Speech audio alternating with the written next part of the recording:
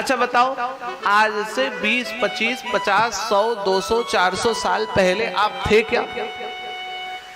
आज तो हैं, लेकिन आज से 5, 10, 20, 25, 50, 100, 200, 400, 500, 1000, 2, 5000 साल बाद आप रहोगे क्या? एक सीमा है। शास्त्रों ने तो कहा मनुष्य जीवेम सरदस शतम, आयु 100 साल। जीवेम सरदस शतम, मनुष्य के लिए 100 साल। अलग अलग जीवों की आयु तय है। किसी ने बताया मच्छर 3 दिन, कछुआ 400 साल। अलग अलग जीव की आयु तय है। जीवे में सरदस्तम, आयु निश्चित। इसका मतलब जो निश्चित हो वह सत्य नहीं हो सकता है। जिसका मापदंड हो, सत्य तो सदा एक जैसा हो, जो कभी इधर से उधर होने वाला न हो। अब बताओ, ये माइक सत्य है क्या? माइक सत्य है? ये सोफा सत्य है? ये टेबल सत्य है? हम आप जिसको देख रहे हैं वह कुछ सत्य है? कुछ भी सत्य दिखाई दे रहा है? पेड़, पौधा, धरती, आकाश, कुछ भी सत्य है? जो आप देख रहे हैं वो कोई भी सत्य, सबकी आयु सीमा है, सब परिवर्तनशील है। आज जमीन ऐसे है, कल ऐसे हो जाएगी, फिर कभी जमीन नहीं रहेगा, जल हो जाएगा। सत्य जो है वह आदि अनंत काल से मध्य और अनंत काल तक एक ही हो, वही सत्य। भगवान की दूसरी अवस्था बताई, चित्त चैतन्य। भगवान चैतन्य है।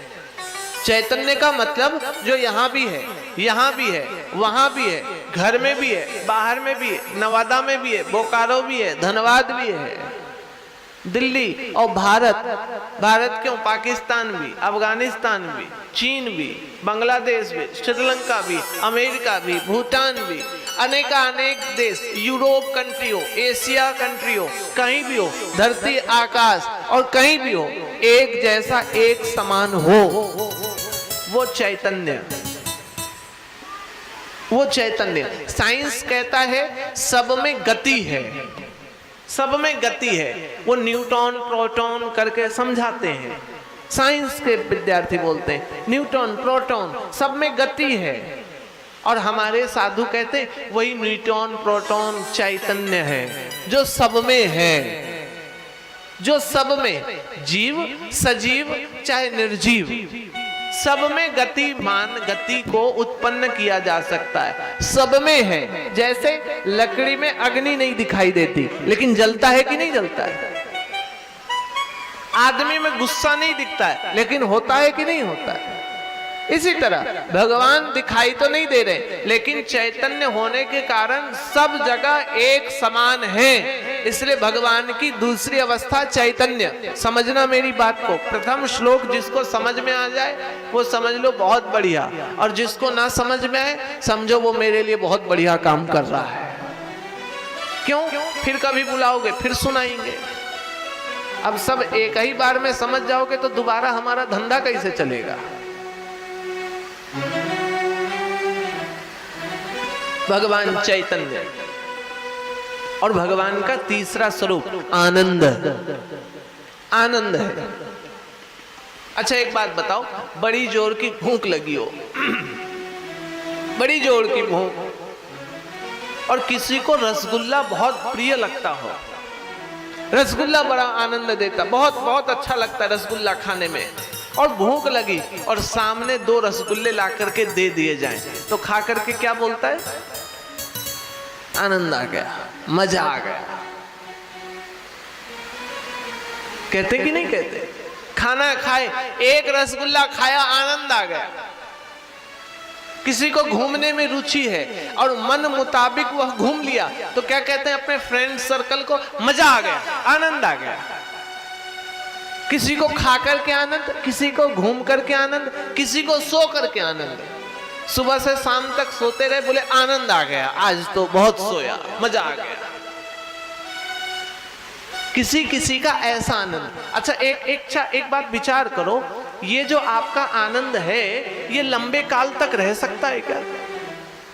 एक बात बताओ, किसी को रसगुल्ला अच्छा लगता हो, एक रसगुल्ला खाया आनंद आया, दूसरा खाया आनंद आया, तीसरा खाया, तो उतना ही आनंद रहेगा क्या? अब मैं पीछे से आऊं, चौथा और ठूंसू, तुम बोलो नहीं मन नहीं, तब जबरदस्ती ठूंस दे, तो वो पहले वाला आनंद चौथे में रहा। और चौथे के बाद पांचवें में नयन कमल जी आए, बोले खाना पड़ेगा। स्वामी जी खाए तो हमारे दुश्मनी है क्या? और नहीं जा रहा था, डंडा लेकर के ठूस दिए पांचवा। छठवा नयन कमल जी के भाई आए, बोले हमसे कौन सी दुश्मनी रहुआ, छठवा और ठूसे। सातवां कोई पड़ोसी आया, और आठवां और कोई, नवा और कोई, दसवां फिर सुबह जो है ना डॉक्टर के पास सारा आनंद निकलेगा। जो आनंद हमारा पहले रसगुल्ला खाने में, जो आनंद हमको फर्स्ट बार घूमने में, किसी को घूमने का बहुत मन है कहीं जाने पर, और उसको वहीं पर डेली घुमाया जाए, डेली थक जाए तो नहीं चलो डंडा मार मार के घुमाओ, तो बताओ आनंद की क्या स्थिति रहेगी? जो आनंद समाप्त हो जाए, जो आनंद अधिक लेने के बाद खत्म हो जाए, वह आनंद आनंद नहीं है। जो आनंद कभी सीमित ना हो, असीम हो, अनंत हो, एक रूप हो, मिटने वाला ना हो, जो आनंद लगातार चल रहा हो, जो आनंद हम हो हम ना हो तब भी वैसा का वैसा रहे, वही आनंद। और ऐसे आनंद को सच्चिदानंद कहा गया। इसलिए भगवान का एक नाम सच्चिदानंद रूपाय, भागवत ने कहा भगवान का रूप सच्चिदानंद है, सच्चिदानंद रूपाय। अब भगवान के तीन काम बताए, कान खोल करके सब कोई सुनना। भगवान के तीन काम,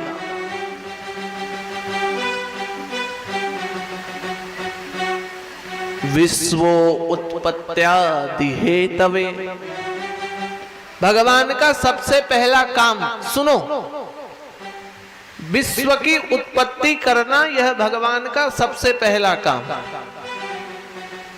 विश्व उत्पत्त्यादि हेतवे, पालन करना भगवान का दूसरा काम। पहला काम क्या है? उत्पत्ति करना, दूसरा काम पालन करना, और तीसरा काम पता है?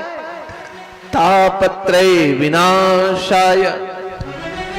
तीसरा काम भगवान का उस सृष्टि का जो उत्पन्न किया, उस सृष्टि का जिसे वह पालन कर रहे थे, उस सृष्टि का विनाश करना, यही भगवान का अंतिम सत्य है। तापत्रय विनाशाय श्री कृष्णाय वयम नमः। ऐसे भगवान श्री कृष्ण के चरणों में हम प्रणाम करते हैं। यह भागवत का प्रथम श्लोक कहता है। अच्छा, अब सुन तो लिया, क्या सुना? कि भगवान के तीन काम, सृष्टि की उत्पत्ति करना, सृष्टि का पालन करना, सृष्टि का विनाश करना। यहाँ जितने लोग बैठे हैं इसमें 100 के 100% आदमी भगवान के मंदिर जाते होंगे तो हाथ जोड़कर कहते होंगे, प्रभु हमारी शादी हो तो सुंदर बहू आए। 100 के 100% आदमी, भगवान आज हमारे लड़के का जो है एग्जाम है, पास हो जाएंगे तो इतने का प्रसाद चढ़ाएंगे।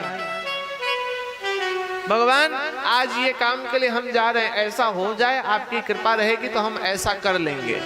बताओ, 100 के 100% हाथ जोड़ करके भगवान से कामना यही करते हो कि नहीं करते हो? ऐसा हो जाए तो ये, ऐसा हो जाए तो वो, ऐसा हो जाए तो ये, ऐसा हो जाए तो वो। और जरा विचार करो, जिस भगवान ने संपूर्ण सृष्टि की रचना की, उस भगवान को आप क्या चढ़ा रहे हो? उसी की सृष्टि की वस्तु उसी को। इसलिए आरती में एक जगह कहा गया, तेरा तुझको अर्पण क्या लागे मेरा। आरती में एक जगह कहा गया। और पता है, मैं इसलिए आज कथा के शुरुआत में कह दिया कि 99% लोग कथा सुनते हैं लेकिन उसका कोई अर्थ लाभ उनको प्राप्त नहीं होता है, क्योंकि वो इसी सूत्र पे चलते, तेरा तुझको अर्पण क्या लागे मेरा। मन में भी विचार तो नहीं लाते हैं, लेकिन सत्यता यही है। अब उसको दूसरे तरीके में हम कह दे तो फिर ये अर्थ हो गया, तेरा तुझको अर्पण। लोग मन ही मन सोचते घणे बाबा को देखे हैं, आपका ज्ञान आप ही को साझे, और कहे तो डंडा बाजे। उठे प्रसाद खाए, घर पहुंच गए, फिर वही काम शुरू।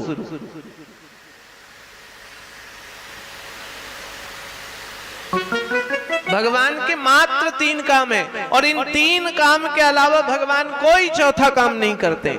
आपके भगवान, हमारे बच्चे को पास कराने के लिए नहीं बैठे, जॉब लगाने के लिए नहीं बैठे, इंटरव्यू के लिए नहीं बैठे। और हम देखो इतने चालू हो गए, भगवान को भी घूस दे रहे हैं। काहे का? 11 रुपए के प्रसाद का घूस ही तो है। काहे का? 1 टीना घी का। काहे का? तो हम दर्शन करके आएंगे। काहे का? तो 11 मंगलवार व्रत करेंगे। घूस ही तो है। जैसे नेताओं को काम कराने के लिए घूस, कोई नेता बैठा हो तो बुरा ना मानना, लेकिन सत्यता ये, नेताओं को, पुलिस को काम कराने के लिए, पैरवी कराने के लिए घूस देना पड़ता है। भले ही वो घूस आप अनजाने में दो, चुपके से पकड़ाओ, ऑन रिकॉर्ड ना हो, अंदर ही अंदर हो। ऐसे ही हमने सोचा भगवान को भी घूस दे दो। क्या? 21 रुपए के प्रसाद का, 1100 रुपए के प्रसाद का। भगवान घूस के लिए नहीं है।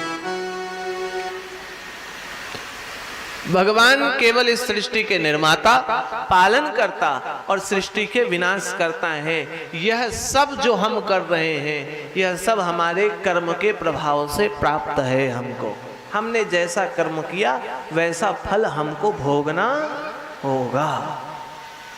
जैसा कर्म हमने किया वैसा फल भोगोगे। कर्म के अनुसार फल भोगना होगा।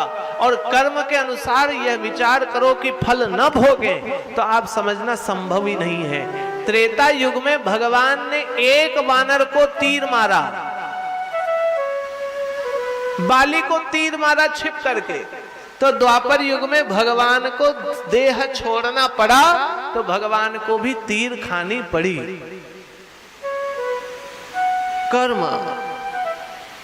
कर्म कभी भी किसी का पीछा नहीं छोड़ेगा। यहां तक कि पितामह भीष्म जो भगवान के अनुयायी थे, जिनको भगवान अंतिम समय में दर्शन करते, एक कर्म के प्रभाव से कई 100 जन्म पहले पितामह भीष्म के पास कला थी।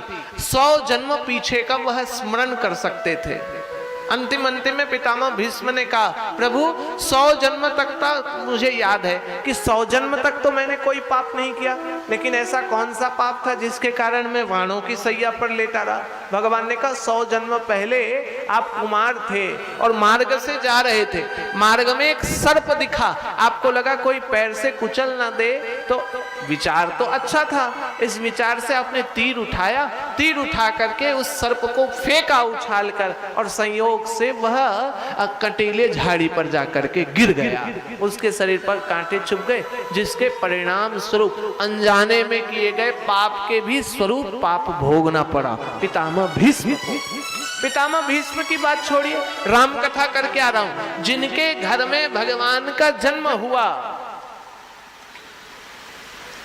राजा दशरथ, एक छोटा सा पाप अनजाने में उन्होंने अंधे माता पिता का वध कर दिया। श्रवण कुमार, स्कूलों में पढ़ाया जाता है, श्रवण कुमार के माता पिता अनजाने में मरे, इसलिए अंतिम समय में पुत्र मोह पर मृत्यु हुई।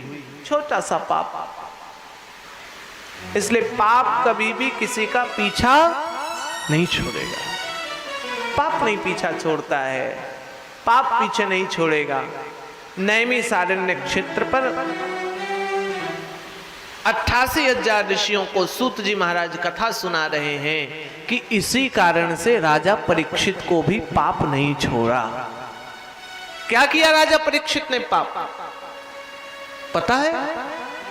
राजा परीक्षित, एक दिन की बात है, पांडवों के नाती हैं, जिस कुल की रक्षा भगवान कृष्ण ने किया, एक दिन की बात है, पांडव इस संसार को छोड़ करके स्वर्गारोहण की तरफ गए और स्वर्गारोहण का मार्ग पकड़ करके बद्रिकाश्रम, बद्रीनाथ गए हो आप लोग? बद्रीनाथ नहीं गए। अब थोड़ा सा लॉकडाउन कम हो जाए, यह वर्ष तो दीपावली में बद्रीनाथ भगवान बंद हो जाएंगे। गत वर्ष यदि सब कुछ सही रहा तो जून जुलाई में मेरी बद्रीनाथ में कथा होती है। वहाँ एक छोटा सा आश्रम है हमारा, मैं कभी नहीं बताता आश्रम कहाँ कहाँ, बद्रीनाथ में छोटा सा आश्रम, गंगा जी के वहाँ नदी के तट पर। तो कथा तो बड़े स्थान पर होती, बड़े हॉल में। यदि जून जुलाई में होगी कथा, जो नयन कमल जी से संपर्कित होंगे उनको पता चल जाएगी। वो लोग वहाँ 7 दिन रहें, खाएं पिएं, आनंद से भगवान बद्रीनाथ के चरणों में कथा सुने, आनंद वाली कथा। क्योंकि यहाँ तो बार बार आदमी को समस्या घड़ी देखने की, टाइम इतना हो गया, अब जाना है, अब खाना बनाना है, अब खाना खाना है। और तीर्थ में बैठ करके कथा सुनोगे तो मन तो वही रहेगा। क्या करोगे? सुबह से शाम 5 घंटे 10 घंटे की कथा हम लोग करते हैं, सुबह कथा शाम कथा, करना क्या है? जीवन की व्यथा तीर्थ में बैठकर कथा सुनो और निकालो। तो गत वर्ष होगा, जो संपर्की होंगे वो आ जाना, हरिद्वार तक पहुंचना। हरिद्वार के बाद की व्यवस्था मेरी स्वयं की रहेगी ले जाने की। तो कहने लग गए सनत कुमार की राजा परीक्षित पांडव बद्रिकाश्रम से स्वर्ग के मार्ग पर चले गए। बद्रीनाथ से स्वर्ग का मार्ग, वहां से तिब्बत की पहाड़ियों को छूते हुए स्वर्गारोहण की तरफ चले गए। मार्ग अभी भी बना हुआ है, वहां से पांडव चले गए। परीक्षित को राज्य पाठ दे दिया। और एक दिन की बात है, राजा परीक्षित के मन में विचार आया, जो विचार हम आप सबके मन में आता है। सुनो क्या विचार। राजा परीक्षित के मन में विचार आया कि पांडव तो चले गए। राजा परीक्षित के मन में विचार आया कि पांडव तो चले गए, लेकिन पांडवों ने मुझे दिया क्या? कितनी संपदा दी? पांडवों ने केवल यह राज्य, पांडवों ने केवल वैभव, घोड़े, सोना चांदी, या मुझे राजा बना करके ही चले गए? आखिर पांडवों का वारिस मैं हूं, वारिस होने के नाते कितनी संपत्ति, कितना वैभव, कितना राजकोष, कितनी सेना मुझे पांडवों ने दिया, यह जानने की इच्छा हुई। जैसे हम आप लोगों की इच्छा होती, कोई अन्यथा मत लेना मेरी बात का, सत्यता है। जैसे पिता के मृत्यु के बाद बेटा जानना चाहता है पिता का बैंक बैलेंस कितना है, एफडी हमारे बाबा ने कितना किया, खेतीबाड़ी कितनी है। माँ आदि के जाने के बाद बहुओं को चिंता लगी रहती कि चाबी बक्से अलमारी में क्या था, कितना गहना था, निकाला जाए, चेक किया जाए। और तो और हमारे हिस्से में कितना आएगा, फिर गिनती होता, कान के इतने थे, हाथ के इतने थे। गलत नहीं है, लेकिन बहुत अच्छा भी नहीं है। गलत नहीं बोलना वो इसको, क्योंकि वह वारिसाना आप ही का है, वो आप ही के लिए है। राजा परीक्षित के मन में विचार आया और राजा परीक्षित ने राजकोष खुलवाया। ध्यान देकर के कथा सुनो।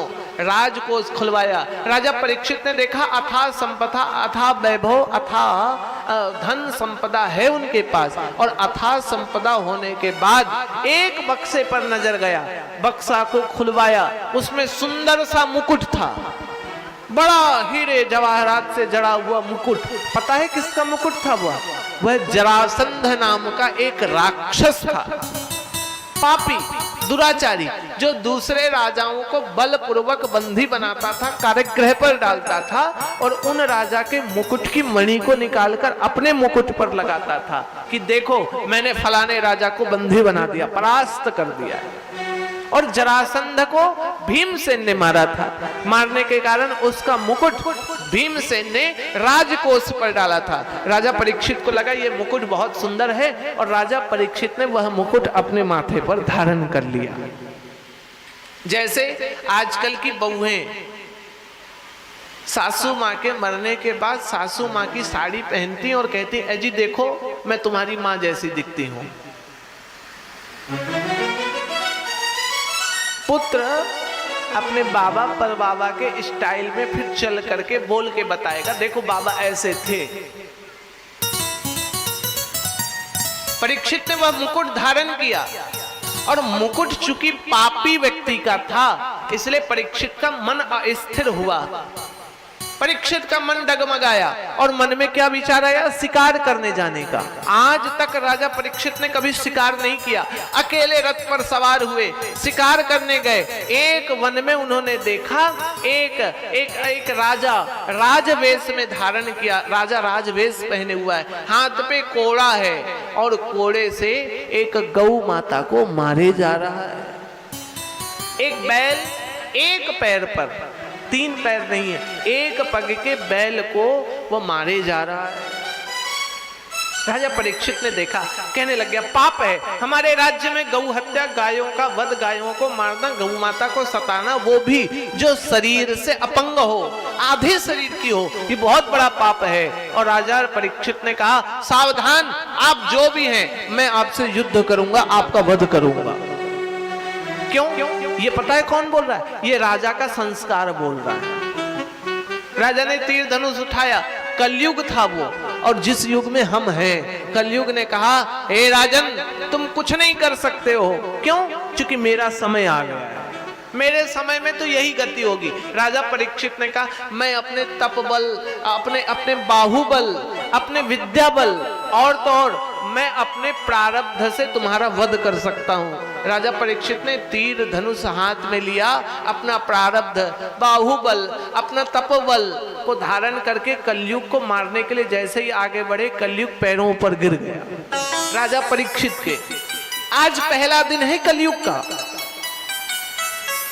राजा परीक्षित के पैरों पर कलयुग गिरा और पैरों पर कलयुग गिर करके माफी मांगने लगा, मुझे क्षमा दंड दें, मुझे मृत्यु न प्रदान करें, मैं कहां जाऊंगा, मेरा भी युग है, 4,32,000 वर्ष की मेरी आयु है, मुझे ऐसा दंड ना दें, यह धर्म विरुद्ध है, ब्रह्मा के नियम के विरुद्ध है। राजा परीक्षित ने कहा मैं आपको 4 स्थान देता हूं, वहीं जाना, उसके अतिरिक्त कहीं मत रहना। सुनो कौन से 4 स्थान? पहला स्थान उन्होंने दिया हिंसा। हिंसा मतलब समझे? हिंसा मतलब समझ में आया?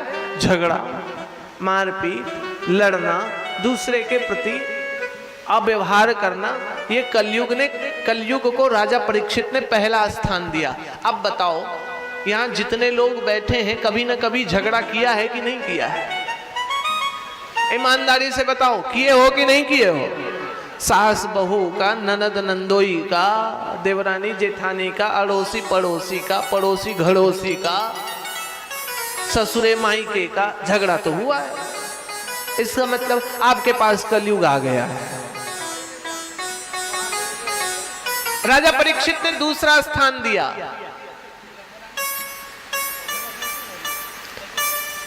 हिंसा पहला स्थान, दूसरा स्थान दे दिया मदपान, मदिरापान, मद पर।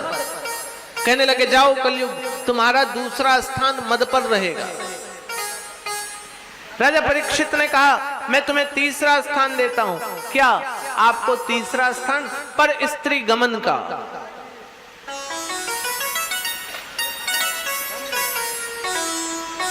राजा परीक्षित ने कहा मैं आपको चौथा स्थान देता हूं, जो हमारे मुंह पर वास करता है। पता है कौन?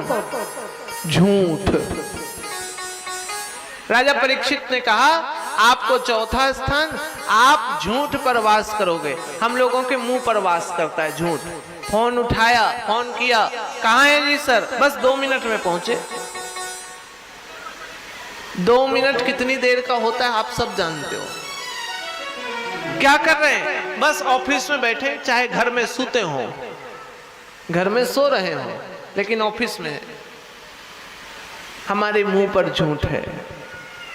जैसे ही 4 स्थान दिए, हिंसा, मदपान, परिस्त्री गमन, झूठ, 4 स्थान दिए। राजा परीक्षित के पैरों पर कलयुग गिर गया। कहने लगे महाराज आपके राज्य में ना ही हिंसा होती है, न मदपान होता है, न परिस्त्री गमन होता है, न ही कोई झूठ बोलता है, मैं जाऊंगा कहाँ? राजा परीक्षित ने कहा अंतिम 5वां स्थान देता हूं, इसके अलावा कुछ नहीं। ध्यान देकर कान खोल करके सुनो, कलयुग का श्रेष्ठ स्थान कौन सा है? कलयुग को 5वां स्थान दिया, अनीति, अन्याय, अधर्म, अत्याचार। अनीति, अन्याय, अधर्म, अत्याचार।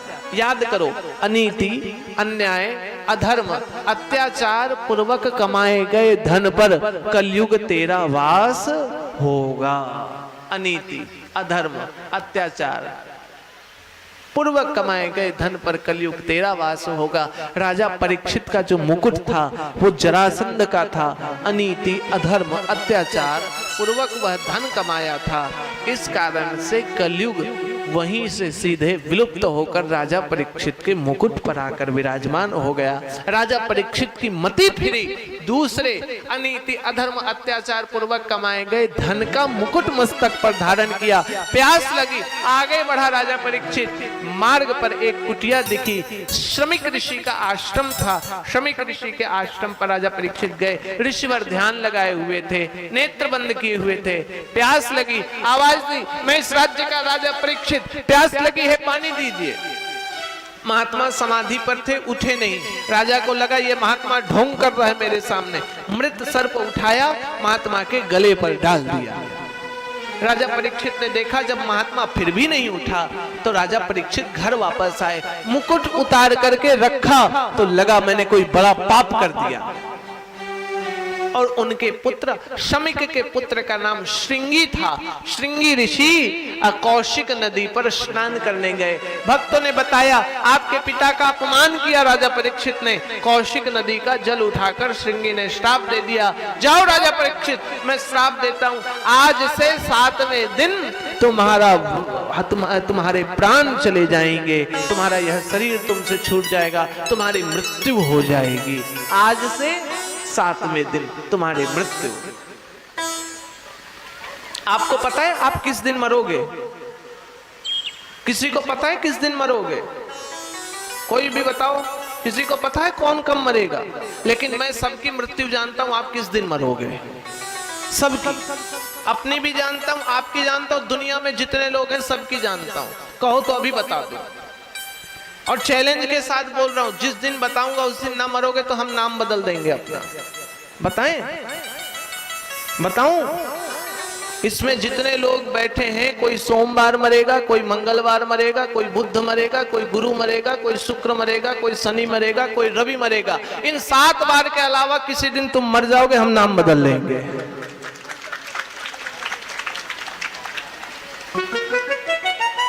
हाँ? सोम, मंगल, बुध, गुरु, शुक्र, शनि, रवि, 7 दिन बता दिया। अब 7 दिन बताया है, 7 दिन में गौर करना कौन सा सोमवार तुम्हारा सूर्यास्त करेगा, कौन सा मंगल, कौन सा बुध, कौन सा गुरु, कौन सा शुक्र, कौन सा शनि, कौन सा रवि। इसलिए राजा परीक्षित को कितने दिन का श्राप लगा?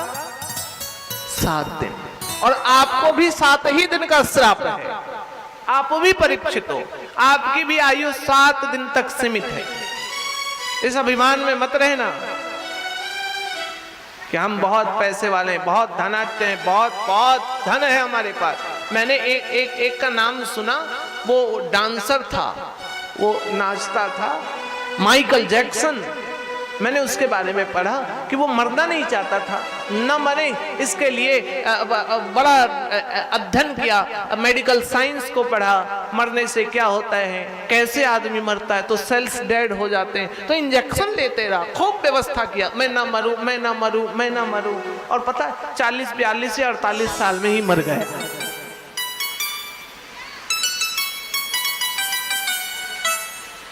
कोई भी अमर इस दुनिया में नहीं है। एक सत्य बताऊं, इंद्र जैसा व्यक्ति अमृत पिए हुए है, लेकिन इंद्र भी मरता है। इंद्र की आयु, जो पंडित होंगे उनसे पूछना इंद्र की कितनी आयु है, तो बता देंगे इंद्र की आयु। एक और बात बताएं, जो ब्रह्मा सृष्टि की रचना करते हैं वो ब्रह्मा भी मरने वाले हैं।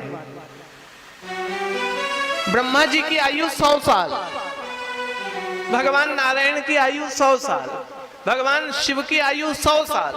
अंतर यह है कि उनका कालखंड बहुत बड़ा है। अभी के ब्रह्मा जी की आयु आपको पता है कितना है? 51 साल के ब्रह्मा जी, 51 साल के ब्रह्मा जी का पहला दिन लगा, कल ही बर्थडे खत्म हुआ ब्रह्मा जी का। और ये ब्रह्मा जी का पहला दिन, आप लोग मर के पार हो जाओगे तब तक ऐसे ही चलते रहेगा। और सबने सुना है, मंदिर जाते हो पूजा करते हो तो पंडित जी संकल्प कराते हैं, हाथ में जल लीजिए, कुछ चावल फूल और थोड़ी सी दक्षिणा रखिए। आप लोग रखते हो, पंडित जी बोलते हैं अपना नाम बोलिए, अपना गोत्र बोलिए, सुना है? ओम तत्सत् ब्रह्मणो दिवसे दुते प्रहरादे वैवत्सते मन्वन्तरे अष्टाविंशति तमे कलियुगे कलि प्रथम चरणे एक वृंद सन्नवति कोटि अष्टत्री लक्षादत् पंच सहस्रा, ऐसे बोलते पंडित जी लोग बोलते। फिर नाना तिथि नाना वर्गे नाना स्थाने निम्न नाम निम्न गोत्रे निम्न पूजा करिष्यामहे। पंडित जी फिर बोलते हैं चढ़ा दीजिए। आपको पता है वो आपके नाम गोत्र से पहले क्या बोलते हैं? यदि विद्वान पंडित होगा उसको पता रहेगा, झोला छाप पंडित है तो वो भी ना जानता होगा। ये पंडित जी लोग ब्रह्मा जी की आयु गिनते हैं। तत्सस्य ब्रह्मणो दिवसे, ब्रह्मा की आयु का यह दिन, तत्सस्य ब्रह्मणो दिवसे द्वितीय प्रहराधे वैवत्सते मन्वन्तरे, वैवत्सत मन्वन्तर में ब्रह्मा जी की आयु वैवत्सत मन्वन्तरे अष्टाविंशति तमे कलियुगे कलि प्रथम चरणे। ये क्या है? ये ब्रह्मा जी की आयु का काल गिना जाता है। ब्रह्मा भी अमर नहीं है, इसलिए हम आप सब कोई भी अमर नहीं है। हम आप लोग कोई अमर नहीं है, ना हम अमर है ना आप अमर। राजा परीक्षित को श्राप लग गया, और पता है राजा परीक्षित कहाँ गए? राजा परीक्षित ने राजपाट को छोड़ दिया। 7 दिन का समय है, और 7 दिन के बचे हुए समय में जितना हो सके भगवान का ध्यान करो, भगवान का भजन करो, भगवान का कीर्तन करो। राजा परीक्षित कहाँ आ गए? गंगा जी के तट पर आ गए, बिल्कुल दुखी नहीं हुए। और हम आप लोग थोड़े से दुख में घबरा जाते हैं। हम आप सब थोड़ा सा दुख हुआ, थोड़ी सी समस्या आई तो घबरा गए, डर गए। हम आप सब थोड़े से दुख में फिसल गए, थोड़ा सा दुख हुआ तो टेंशन हो गया। इसलिए कहा गया है, इसलिए कहा जाता है। एक भजन स्मरण आ रहा है मुझे, दुख में मत घबराना पंछी, ये जग दुख का मेला है। दुख में मत घबराना पंछी, ये जग दुख का मेला है। चाहे भीड़ बढ़ी अंबर में, उड़ना तुझे अकेला है। चाहे भीड़ बहुत अंबर पे, उड़ना तुझे अकेला है। चाहे भीड़ बढ़ी अंबर में, उड़ना तुझे अकेला है। चाहे भीड़ बहुत अंबर पर, उड़ना तुझे अकेला है। दुख में मत घबराना पंछी, ये जग दुख का मेला है। दुख में मत घबराना पंछी, ये जग दुख का मेला है। चाहे भीड़ बढ़ी अंबर में, उड़ना तुझे अकेला है। चाहे भीड़ बहुत अंबर पर, उड़ना तुझे अकेला है। चाहे भीड़ बढ़ी अंबर में, उड़ना तुझे अकेला है। चाहे भीड़ बहुत अंबर पर, उड़ना तुझे अकेला है।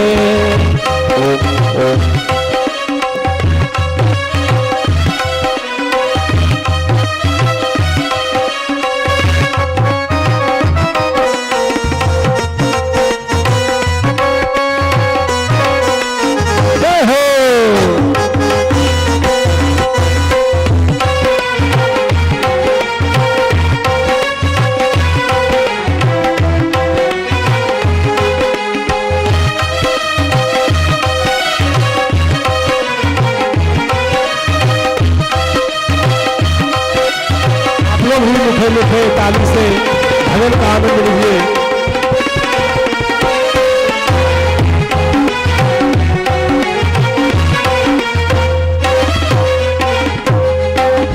इस दुनिया में जितना भी भीड़ हो, सत्य है, अंतिम सत्य यही है। इसलिए मैंने कहा ये प्रेरणादायक प्रवचन है। भागवत का सारांश समझे।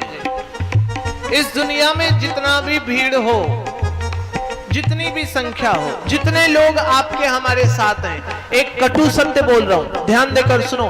कटु सत्य, हमारे जीवन में जितने भी संबंध हैं, भाई भाई का, माता पिता का, पति पत्नी का, अड़ोसी पड़ोसी का, जितने भी संबंध हैं, पता है मैं कहता हूं यह सभी संबंध स्वार्थ के हैं। जितने दिन तक स्वार्थ है उतने दिन तक प्रेम है। जिस दिन स्वार्थ पूर्ति बंद हो जाएगा उस दिन पति पत्नी में तलाक हो जाता है भैया। स्वार्थ के समस्त संबंध स्वार्थ के। हम ही को देख लो, मैं आया, नयन कमल जी ने बुलाया, स्वार्थ था प्रवचन करने का तभी तो आया, स्वार्थ के लिए तो आया, नहीं तो धन्यवाद आने के लिए नयन कमल जी बहुत बार बोलते हैं, स्वामी जी आइए तो धन्यवाद जाइए, स्वामी जी आइए तो घर आइए, स्वामी जी। वहां लगता कोई स्वार्थ ही सिद्ध नहीं, किस लिए जाए। और नयन कमल जी के घर गया हूँ, धन्यवाद के कई कार्यक्रमों में मैं गया, लेकिन तब गया जब कार्यक्रम थे तो पहुंच गया। कार्यक्रम नहीं तो हमको लगा मेरा कोई स्वार्थ ही सिद्ध नहीं हो रहा, क्यों जाए। दूसरे का क्या उदाहरण दे। सत्य है इस दुनिया में जितने संबंध हैं वह सब किस पर टिके हुए, स्वार्थ पर। गुरु चेले का भी संबंध स्वार्थ पर। जिस दिन चेले को ज्ञान मिलना बंद हो जाएगा, गुरु को छोड़ करके चेला भाग जाएगा।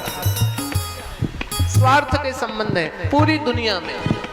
इसलिए कहा नन्हे कोमल पंख ये तेरे और गगन की है दूरी, नन्हे कोमल पंख ये तेरे और गगन की है दूरी, और गगन की है दूरी, और गगन की है दूरी।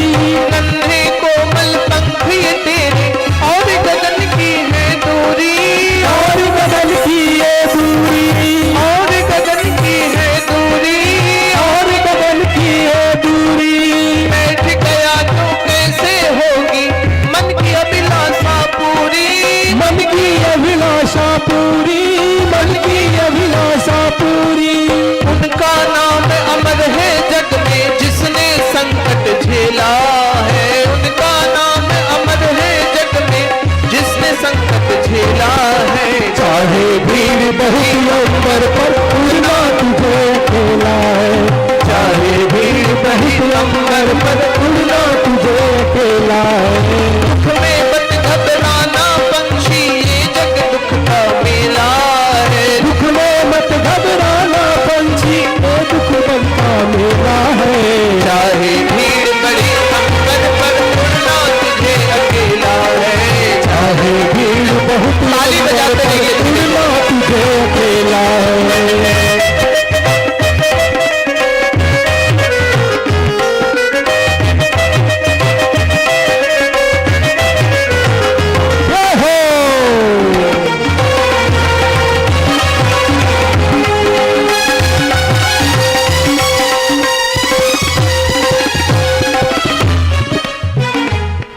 भजन बहुत सीधा सा है, बहुत आसान सा है, अर्थ को समझना। चतुर शिकारी ने रखा है जाल बिछा कर पग पग पर, जाल बिछा के पग पग पर, जाल बिछा के पग पग पर, जाल बिछा के पग पग पर। चतुर शिकारी ने रखा है जाल बिछा के पग पग पर, जाल बिछा के पग पग पर, जाल बिछा के पग पग पर। हसमत जाना भूल के बंदे पछताएगा जीवन भर, पछताएगा जीवन भर, पछताएगा जीवन भर। लोभ में दाने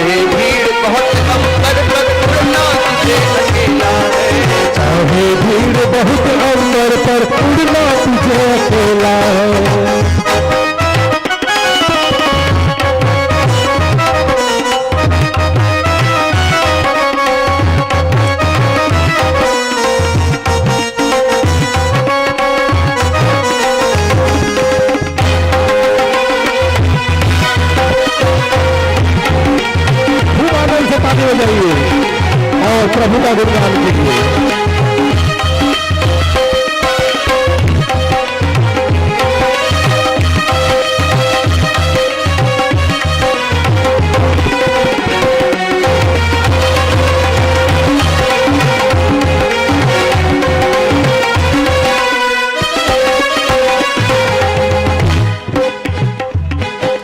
जब तक सूरज आसमान में बढ़ता चल तू बढ़ता चल, बढ़ता चल तू बढ़ता चल, बढ़ता तू चल बढ़ता चल। जब तक सूरज आसमान में बढ़ता चल तू बढ़ता चल, बढ़ता चल तू बढ़ता चल, बढ़ता चल तू बढ़ता चल। गिर जाएगा अंधकार में बड़ा कठिन होगा पल पल, बड़ा कठिन होगा पल पल, बड़ा कठिन होगा पल पल। किसे पता के उड़ जाने की आजादी का बेला है, किसे पता कि उड़ जाने की आजादी कब बेला है। चाहे भीड़ बहुत अंबर पर उड़ना तुझे अकेला है, चाहे भीड़ बड़ी अंदर पर उड़ना तुझे अकेला है। मैं मत घबराना पंछी जग का मेला है, दुख में मत घबराना पंछी ये दुख का मेला है। चाहे भीड़ बहुत पर उड़ना तुझे अकेला है, चाहे भीड़ बड़ी अंबर पर उड़ना तुझे अकेला है। चाहे भीड़ बड़ी अंबर पर उड़ना तुझे अकेला है। चाहे भीड़ बड़ी अंबर पर उड़ना तुझे अकेला है। भीड़ कितने भी हो इस अंबर पे उड़ना सबको अकेला, यही सत्य है, सत्यता है। चतुर शिकारी ने रखा है जाल बिछा के पग पग पर, इस संसार में सब जगह जाल ही जाल है, सर्वत्र जाल है। अभी मैं आ रहा था, कथा के लिए बैठा था, तो नयन कमल जी के पुत्र से संवाद चल रहा था। वो बातचीत चल रहा था, सन्यास जीवन कैसा होता है, सन्यासी साधु करते हैं, शादी करते हैं कि नहीं करते हैं, या गृहस्थी सन्यासी। तो ये तो सत्यता है, ये जाल ही है।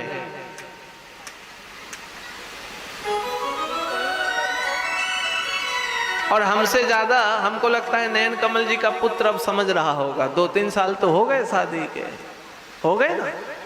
कितने साल हो गए? 2 साल। क्योंकि मैं इनकी शादी पर गया था, कुछ घंटों के लिए आया था। वो ऐड चलता है ना, जो खाए वो भी पछता है, जो ना खाए वो भी। हमारे गुरुदेव कहते हैं व्यस्त रहो मस्त रहो। आदमी जब तक व्यस्त है तब तक मस्त है, और जिस समय आदमी खाली हुआ फिर टेंशन होना शुरू हो जाएगा। अब क्या होगा, कल क्या होगा, परसों क्या होगा, तरसों क्या होगा, आगे क्या होगा, कल क्या होगा। एक सत्य बता रहा हूं, चूंकि ये मेरे सन्यास जीवन के विषय में पूछ रहे थे। मैं घर जब छोड़ा तो मेरी आयु 14 साल की थी, 15 का पूरा हुआ था, 15वां लगा था, मात्र 15 साल 2-3 महीने, फरवरी मार्च अप्रैल, 2 महीने 20 दिन या 22 दिन, यानी 14 साल का मैं पूरा हो गया जब मैंने घर छोड़ा। ना दाढ़ी थी ना मूछ था, बस 10वीं का एग्जाम पास किया। और एक बात बताऊं, मेरे मन में आज तक एक पल के लिए यह भावना नहीं आई कि मैं खाना क्या खाऊंगा, मुझे कब भोजन मिलेगा, मैं कहाँ रहूंगा, कहाँ सोऊंगा, कैसे मेरा जीवन चलेगा। एक पल के लिए भी मेरी भावना ऐसी नहीं हुई, एक क्षण के लिए। आज 12, 13, 14 साल ज्यादा ही होने जा रहे हैं, इतना समय होने जा रहा है। एक पल के लिए मेरे मन में नहीं आया कल जाऊंगा, कहाँ जाऊंगा, कौन खिलाएगा, ट्रेन में रहूंगा तो कौन खिलाएगा, वहां जाऊंगा तो क्या होगा, इधर जाऊंगा तो क्या होगा। एक पल के लिए नहीं आया। आपको पता है क्यों नहीं आया? क्योंकि जिस दिन मैं घर से निकला था उस दिन मैंने यही संकल्प ले लिया था, गोविंद यह शरीर, यह जीवन, यह आपको समर्पित है। आप चाहो तो संवार लो, आप चाहो तो बिगाड़ लो। इसलिए भगवान की कृपा से संवरते चला जा रहा है, वही रक्षा करता है, वही खिलाता है, वही यात्रा कराता है, वही घुमाता है, वही। एक और सत्य बात बताता हूं, शायद मैं गृहस्थ जीवन में रहता, शायद मैं इस संसार में रहता, गृहस्थ जीवन में रहता, तो शायद इतने लोगों से परिचय ना होता। यदि मैं गृहस्थ जीवन में होता तो शायद इतनी व्यवस्था, सुख सुविधा की व्यवस्था में, फ्लाइट में चलना, हेलीकॉप्टर में चलना, चार्टर्ड प्लेन में चलना, ट्रेन की यात्रा करना, अलग अलग देशों में जाना, इतने बड़े बड़े लोगों से परिचय होना, कई मुख्यमंत्री मंत्री, नयन कमल जी बहुत अच्छे से जानते हैं, कई मंत्री मुख्यमंत्री हमारे शिष्य होना, भगत होना, केंद्रीय मिनिस्टर्स भगत होना, शायद ये ना होता। साधु बना, भगवान की कृपा रही, तो गोविंद की कृपा से जिसकी कल्पना न की थी वो भी प्राप्त हो गया। और यदि साधु ना होता तो आज हमको नवादा में, आपके गांव में कौन सुन रहा होता? सत्य बोल रहा हूं ना।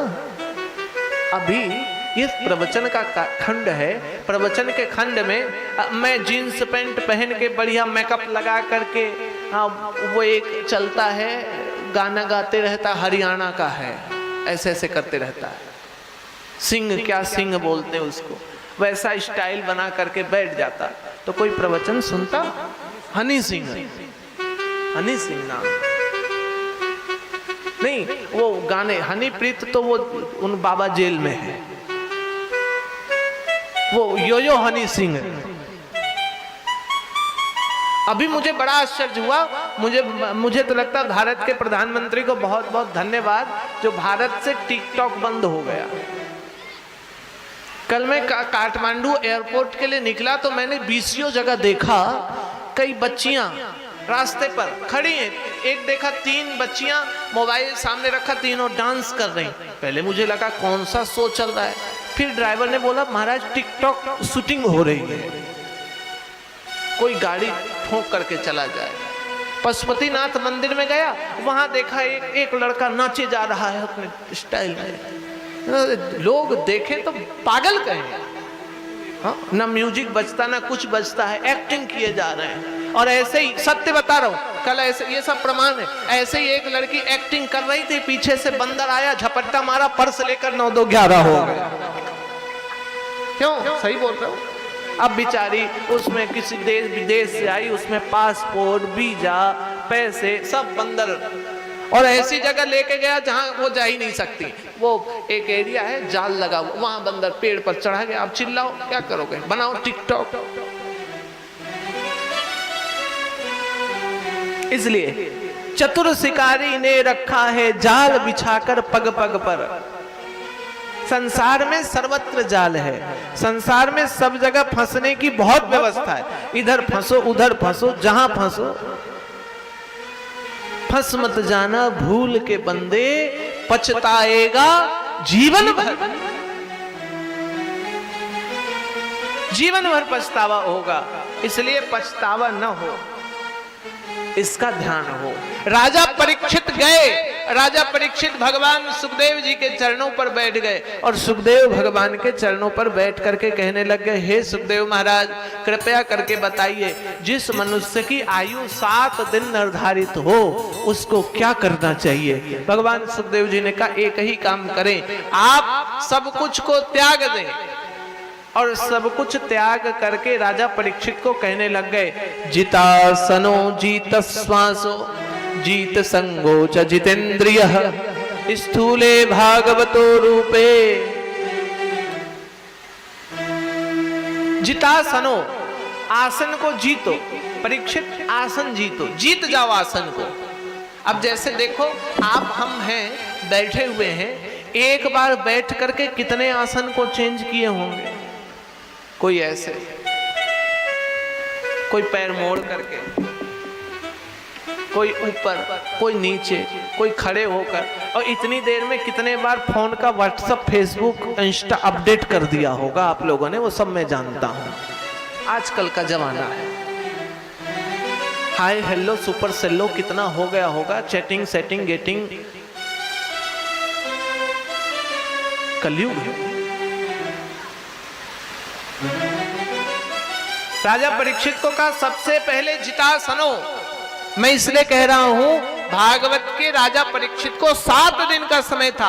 आप कलयुग के परीक्षितों, आपके पास भी 7 दिन का समय है। 7 ही दिन मात्र शेष हैं आपकी आयु के। इसलिए जितासनो जीत श्वासो। राजा परीक्षित श्वास को जीत लो। जीत संगो, संगत को अच्छा कर लो। संगत अच्छी हो जानी चाहिए आपकी संगत। अच्छा एक बात बताओ, दारू पीने वाले की संगत दारूबाज से होगी कि नहीं होगी? खैनी खाने वाले की संगत खैनी बोलते हैं ना यहाँ, खैनी खाने वाले की संगत खैनी खाने वाले से होती कि नहीं? हमने तो देखा लोग खैनी बनाते हैं और घिसा इतना बनाया और हाथ में लिया, सबको दिखा दिया प्रसाद। और कईयों को देखा कोई बना रहा हो तो बोले भैया हमारे लिए भी थोड़ा सा घिस लो। दारूबाज की संगत दारूबाज से, धोखेबाज की संगत धोखेबाज से, चोर की संगत चोर से, लफंगे की संगत लफंग से, और सत्संग में जाने वाले की संगत सत्संगति से। इसलिए कहा संगत से गुण आते हैं, संगत से गुण जात। संगत से गुण आया, संगत से गुण चला गया। जितासनो जीत श्वासो जीत संगो च जितेंद्रिय। संगत अच्छी होनी चाहिए।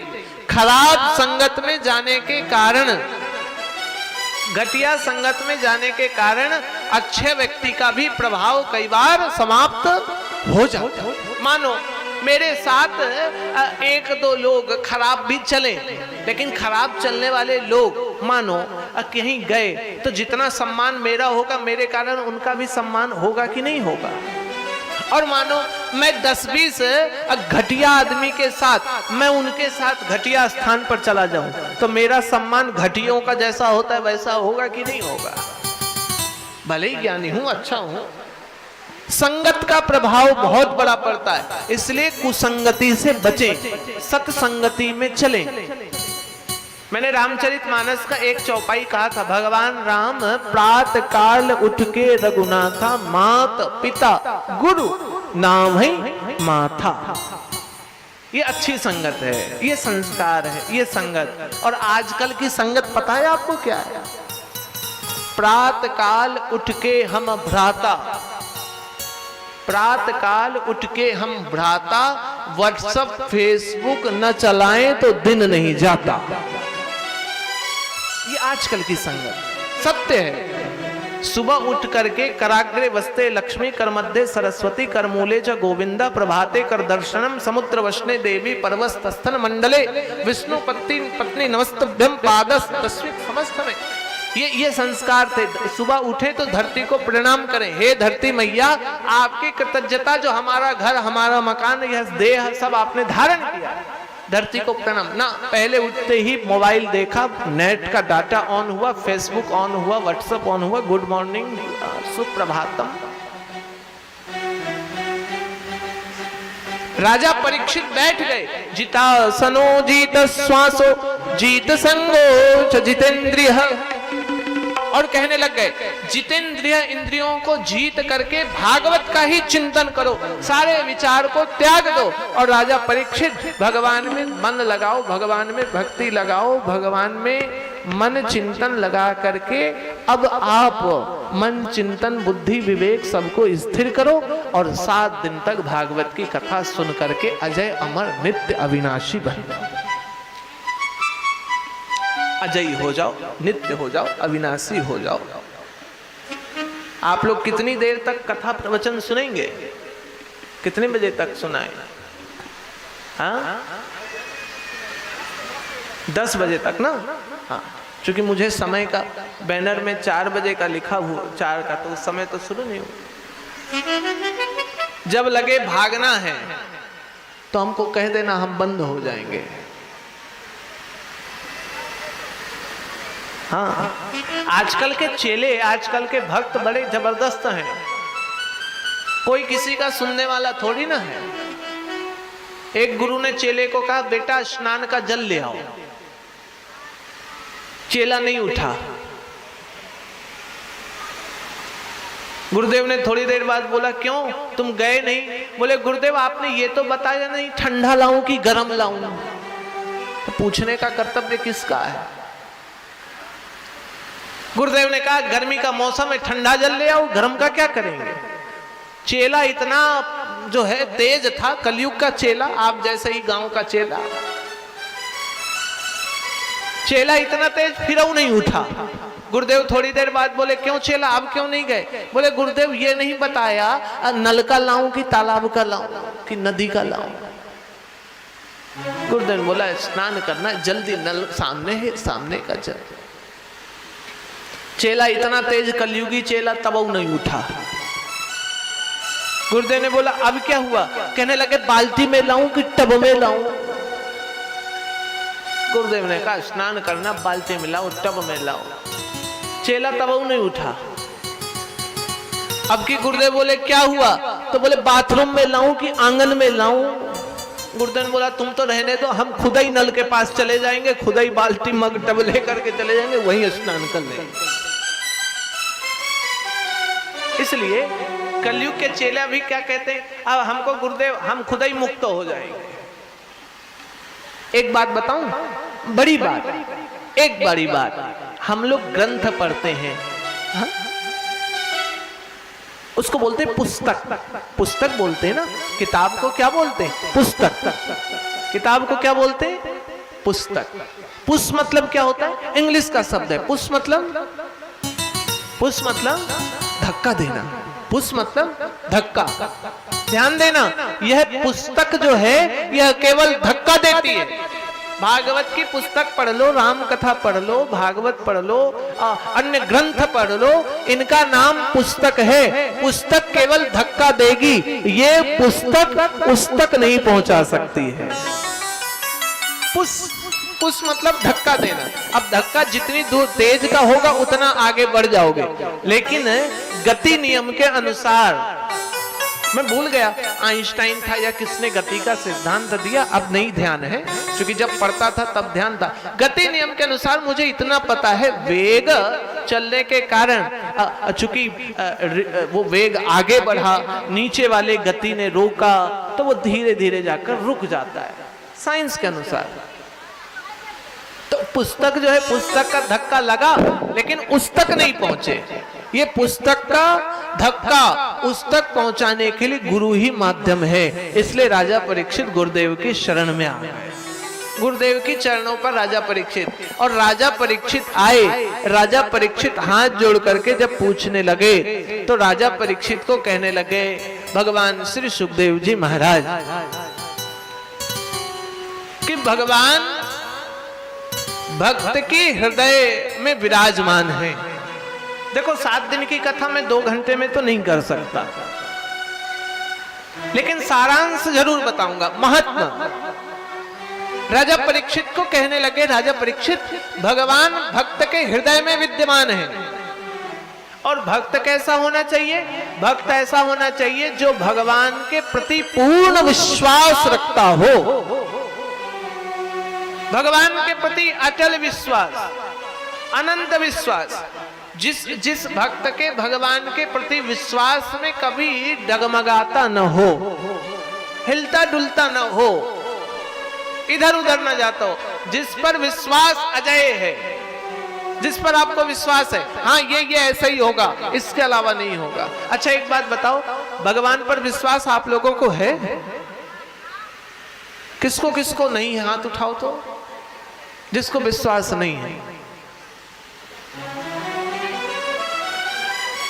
अच्छा कुछ तो ऐसे भी होंगे जो भगवान ही को ना मानते होंगे, वो कह रही हम नहीं मानते हैं। और इतने कितने लोग हैं जो भगवान को मानते हैं? एक बार हाथ उठाओ जो भगवान को मानते हैं, हाथ पूरा उठाओ तो पता चलेगा। और जो नहीं मानते वो हाथ ना उठाना। अच्छा, और ये माताएं कुछ लोगों ने नहीं उठाया, आप लोग नहीं मानते हो क्या? अच्छा, लगभग 99% मानते हैं। 1-2% ऐसे होंगे जो हाथ, सर्वाइकल का दर्द हो गया हो तो हाथ न उठता होगा। नयन कमल जी योग सिखाइए सभी को। सब कोई मानता है, भगवान को मानते हैं। अच्छा बताओ भगवान है कहाँ? कहाँ है? कहाँ है भगवान? ऊपर। हे भगवान, भगवानों को ऊपर पहुंचा दिया। ये संस्कार। अब भगवान कहाँ आ गए? मन में। इस माइक में भगवान नहीं है? हाँ? है कि नहीं? भगवान तो सर्वत्र है। यत्र तत्र सर्वत्र, सर्वत्र भगवान है। हम में, तुम में, यहां वहां। यही तो कहा भगवान चैतन्य है। राजा परीक्षित को ज्ञान दे रहे हैं, परीक्षित भगवान सर्वत्र हैं, सभी जगह भगवान विद्यमान है। इसलिए निश्चिंत होकर, निसंग होकर के भगवान के गोद में बैठे हो, ऐसा अनुभव करो, ऐसा विचार करो। अच्छा, अब एक बात बताओ, भगवान पर विश्वास सभी का है। भक्त प्रहलाद भगवान पर इतना विश्वास करता था कि अपने पिताजी को कहा, भगवान सुखदेव जी महाराज कह रहे हैं, प्रहलाद की भक्ति इतना था, जब प्रहलाद को मारने के लिए हिरण्यकश्यप आया तो हिरण्यकश्यप ने पूछा, कहाँ है तुम्हारा भगवान? तुम्हारे भगवान का वध करूंगा। परीक्षित, उस समय प्रहलाद ने कहा, जिस खंभे में आप मुझे बांध रहे हो, इस खंभे में भी मेरा भगवान मेरी रक्षा करने के लिए आया हुआ है। और हिरण्यकश्यप क्रोध में आकर के खंभे में गदा मारता है, खंबा टूटता है, भगवान नरसिंह प्रकट हो जाते हैं उसी खंबे से, जिस खंबे में राजा परीक्षित ने कहा भगवान नरसिंह प्रकट होते हैं। और देखो, अजय अमर नित्य अविनाशी होने का वरदान हिरण्यकश्यप ने मांगा, न दिन में न रात में। वरदान भी देखो कितना जटिल मांगा, न दिन में मरू, न रात में मरू, न आज मरू, न कल, न दिन न रात, न धरती न आकाश, न घर के अंदर न घर के बाहर, न अस्त्र न शस्त्र, न मनुष्य न पशु, न देवता न दानव। एक और बात, ब्रह्मा जी, न आपकी सृष्टि के बनाए हुआ कोई रचना मुझे मार सके, और दूसरी 12 महीने में मैं मरू ही ना। विचार आया कुछ चीज छूट गया होगा तो 12 महीने में मैं मरू ही ना। भगवान नरसिंह प्रकट हुए, और भगवान देखो, इसलिए कह रहा हूं, मृत्यु से कोई नहीं बच सकता है राजन। इस अभिमान को छोड़ो, भगवान की शरण में जाओ। भगवान नरसिंह रूप में प्रकट हुए, आधा सिंह आधा मनुष्य आधे देवता।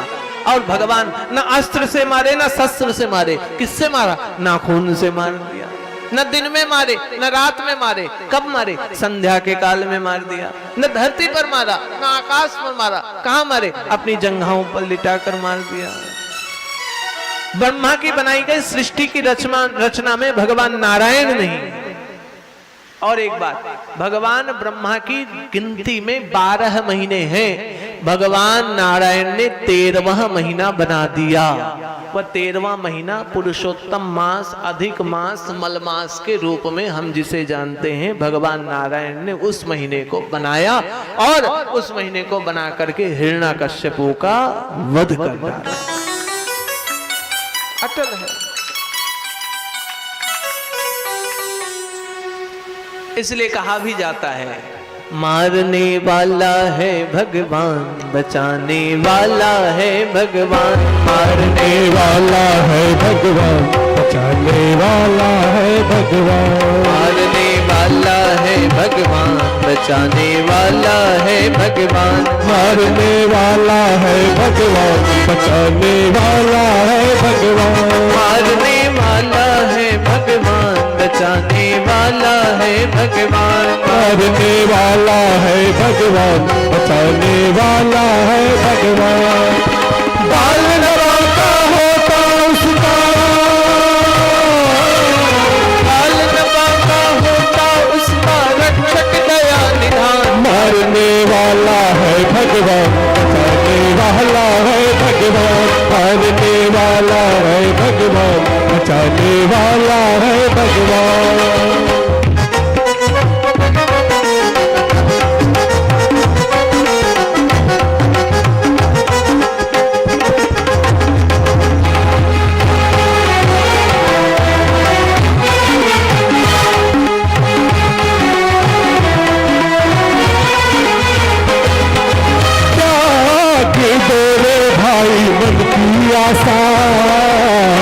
स्वार्थ बिना भी तुझे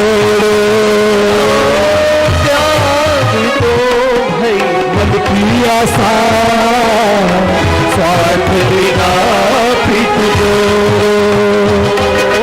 कल क्या होगा किसकी चिंता परम पिता पे छोड़ो। कल क्या होगा उसकी चिंता परम पिता पर छोड़ो। क्या होनी है क्या होनी है क्या अनहोनी सबका उसको ज्ञान। मारने वाला है भगवान बचाने वाला है भगवान। मारने वाला है भगवान बचाने वाला है भगवान।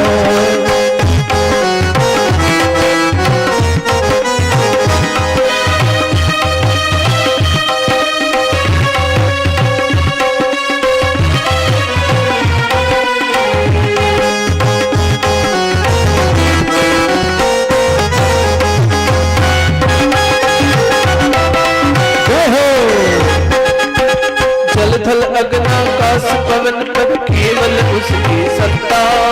केवल उसकी सत्ता केवल उसकी सत्ता। केवल उसकी सत्ता। जल थल अग्न आकाश पवन पर केवल उसकी सत्ता। केवल उसका सत्ता केवल उसकी सत्ता। केवल उसका सत्ता। प्रभु इच्छा के बिना यहाँ पर हिल न सके एक पत्ता। हिल न सके एक पत्ता। हिल न सके एक पत्ता। हिल न सके एक पत्ता। उसी का तोता यहाँ पे होता। अरे उसका सोचा यहाँ पे होता। उसकी शक्ति महान मारने वाला है भगवान बचाने वाला है भगवान। मारने वाला है भगवान। भगवान बचाने वाला है भगवान। मारने वाला है भगवान बचाने वाला है भगवान। बचाने वाला है भगवान। बचाने वाला है भगवान। परीक्षित मारने वाला भी भगवान है बचाने वाला भी भगवान है। इसलिए त्याग दो भई कल की आशा स्वार्थ बिना प्रीत जोड़ो। कल क्या होगा इसकी चिंता जगत पिता पर छोड़ो। क्या होनी है क्या अनहोनी सबका उसको ज्ञान। मारने वाला है भगवान बचाने वाला है भगवान। जब प्रहलाद जैसे भक्त को भक्त की रक्षा के लिए भगवान आ सकते हैं तो आपके लिए भी भगवान अवतरित हो सकते हैं। आप भी निश्चिंत रहो। प्रेम से श्रद्धा से भक्ति के भाव से आप भगवान का भजन करो भगवान की भक्ति करो। समस्या क्या है पता है? हम लोग सुबह उठते हैं यदि नित्य कर्म में भगवान का हो नित्य कर्म में भगवान का यदि पूजन हो तो हम लोग पर कैसे पूजा करते हैं भगवान की। अब हाली साहब पढ़ रहे हैं सुबह सुबह अगरबत्ती दिखाएं जय अगर रामदूत अंजलि अरे अंजलि देखो देखो अब वो फोन आ रहा है किसका बज रहा है। जय हनुमान ज्ञान गुण सागर जय कपीस लोग उजागर रामदूत अतुलित बलराम अंजलि अंजलि मेरा कपड़ा जल्दी से निकाल दो आज ऑफिस के लिए लेट है रहा हूँ। जय हनुमान ज्ञान गुण सागर जय कपीस लोग उजागर रामदूत अतुलित बलराम जल्दी नाश्ता नाश्ता टेबल मेरा आज बहुत लेट हो रहा हूँ। जय हनुमान ज्ञान गुण सागर जय कपीस लोग उजागर रामदूत। हनुमान जी भी सोचते होंगे हनुमान चालीसा कब पूरी होगी मेरी। भूल जाए बीच कोटा पूरा कर रहे हैं। अटेंडेंस जी सर हम हाजिर हैं आज आपकी पूजा में। अटेंडेंस लगाते हैं। अगरबत्ती भी घुमाते तो एकदम राउंड बाय राउंड जल्दी जल्दी जल्दी जल्दी। श्रद्धा नहीं है श्रद्धा नहीं भक्ति नहीं। इसलिए देखो आप सभी लोग से हाथ जोड़कर निवेदन है या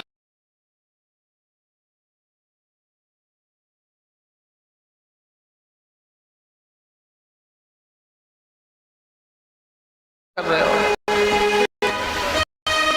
श्रद्धा से भक्ति से चूंकि रामचरितमानस में भगवान ने कहा है,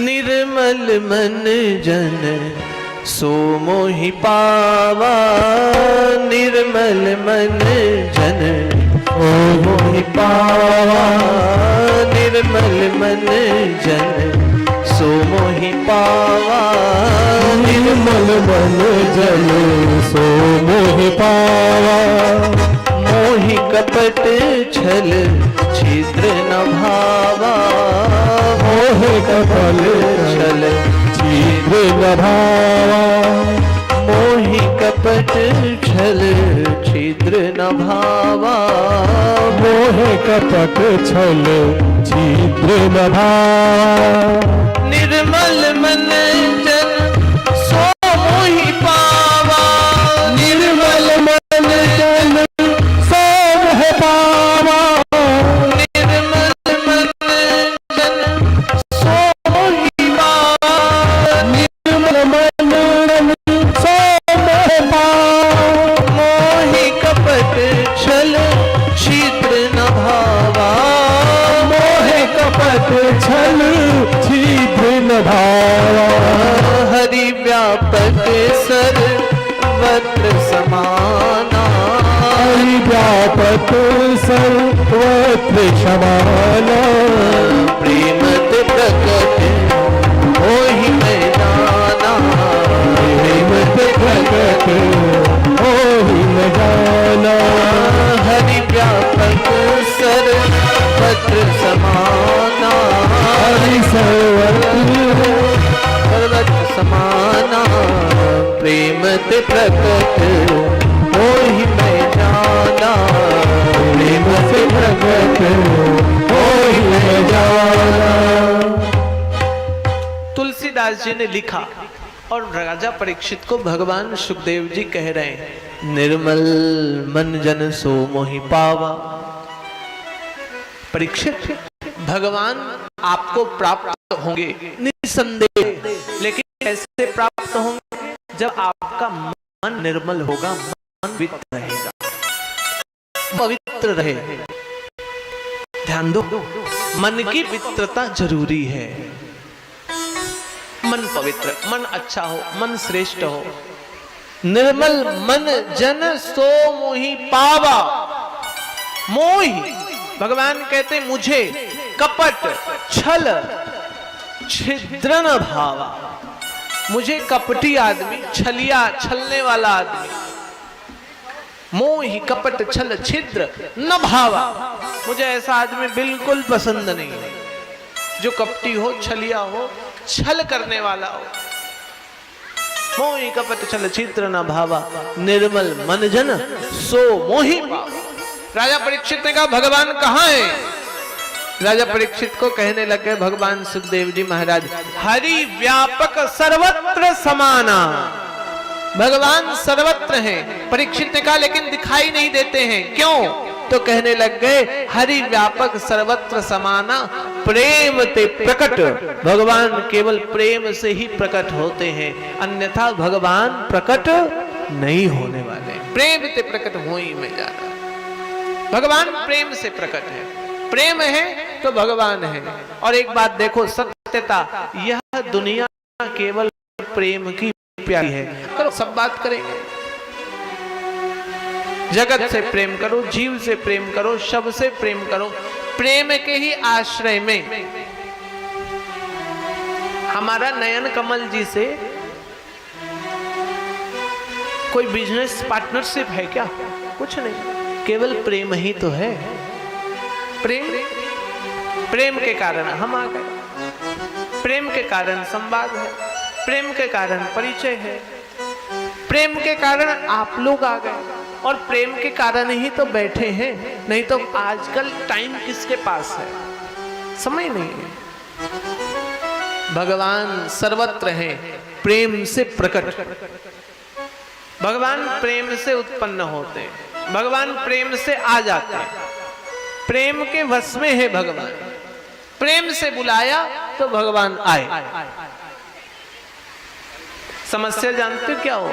आजकल का युग इतना इतना फास्ट हो गया, क्योंकि आजकल के युग का मैं भी तो हूं, मैं कोई बूढ़ा तो हुआ नहीं। 27-28 साल की मेरी आयु, बूढ़ा तो मैं भी नहीं।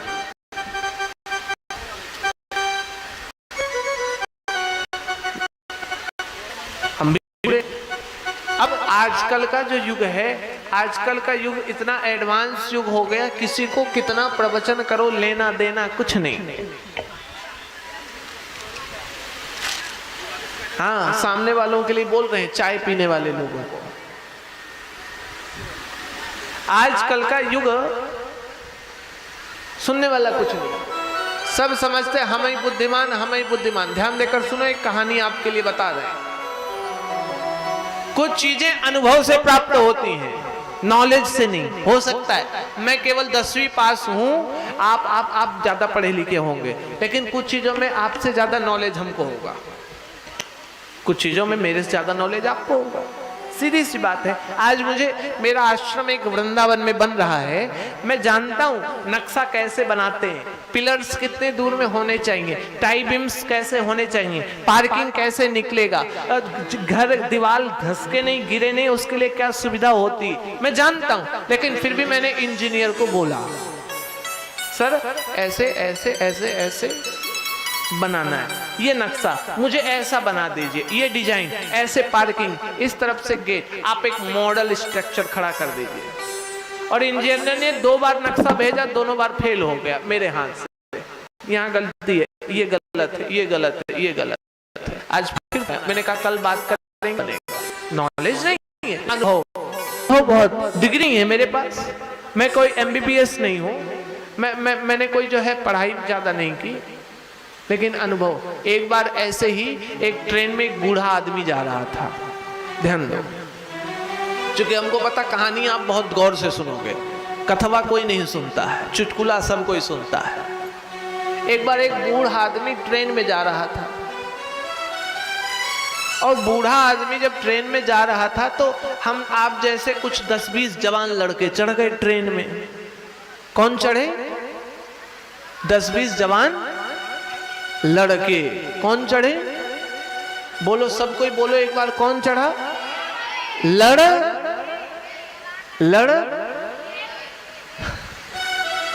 शब्द ही आगे लगा, लड़ लड़की, लड़के, लड़के और लड़की। आप लोगों की भाषा में टीनेजर एज, बहुत खतरनाक। ये लड़के कुछ चढ़े ट्रेन में। अच्छा, लड़के चढ़े, नवादा से पटना जा रहे थे, अब ट्रेन पूरी खाली, कोरोना का काल चल रहा है, डब्बा खाली, पैसेंजर ट्रेन। मन में विचारा मजा नहीं आ रहा है, कुछ न्यू होना चाहिए। तो एक ने कहा ये चैन जंजीर खींचने पर 2000 का जुर्माना, खींचने से आपात ट्रेन खड़ी हो जाती, दिखा था। कहा भैया एक काम करो, जंजीर ही खींचो। बोले चैन खींचना, हमारी संख्या ज्यादा, सब मिलकर कह देंगे बूढ़ ने खींचा। एक बार बूढ़ पकड़ाएगा। अब बूढ़ बेचारा कहे, हे भाई हमने क्या गलती कर दी, हमसे क्या गलती हो गई, हमें हमसे क्या गलती हो गई। बूढ़ हाथ जोड़े, ए लड़के ने ना सुना, लड़कों ने चैन खींच दिया। नवादा से ट्रेन चली, अब बिहार शरीफ पर जाकर के खड़ी हो गई। नॉन स्टॉप ट्रेन पटना जा रही थी। बिहार शरीफ पर के पुलिस चढ़े बोगी पर, अरे किसने चैन खींचा, किसने चैन खींचा? सारे बच्चों ने कह दिया ये बूढ़ ने खींचा। अब बुढ़वा बेचारा कहे तो क्या कहे, माता तो कहने चलो नीचे उतरो, क्यों चैन खींच दिया? 2000 का जुर्माना, नहीं तो जेल, 6 महीने के जेल। बूढ़ कहने लग गया, सर मेरी बात तो सुनिए। क्या बात है? कहने लग गया, सर मैं बहुत मनोबल से मैंने चैन खींचा है, आपको पता है मैंने चैन क्यों खींचा? बोले क्यों खींचा? कहने लगे ये जो लड़का है इसने मुझे मारा, 4000 रुपए, मेरे 4500 रुपए चुरा करके जेब में रख लिए हैं, मैं तो आपको बुलाने के लिए चैन खींचा। और पुलिस वाले ने उसका जेब चेक किया तो 4,500 जो चंदा हुआ था निकल गया। 4,500 रुपए चंदा। अब लड़के कहे सर हमने चैन खींचा, ये पैसा हमारा। पुलिस वाले ने मारा तमाचा, है झूठ बोलते हो, पहले तो झूठ बोला, अब चैन खींचा भी होगा। बेचारे पुलिस वालों ने 4,500 रुपए बूढ़ को दे दिया और मार।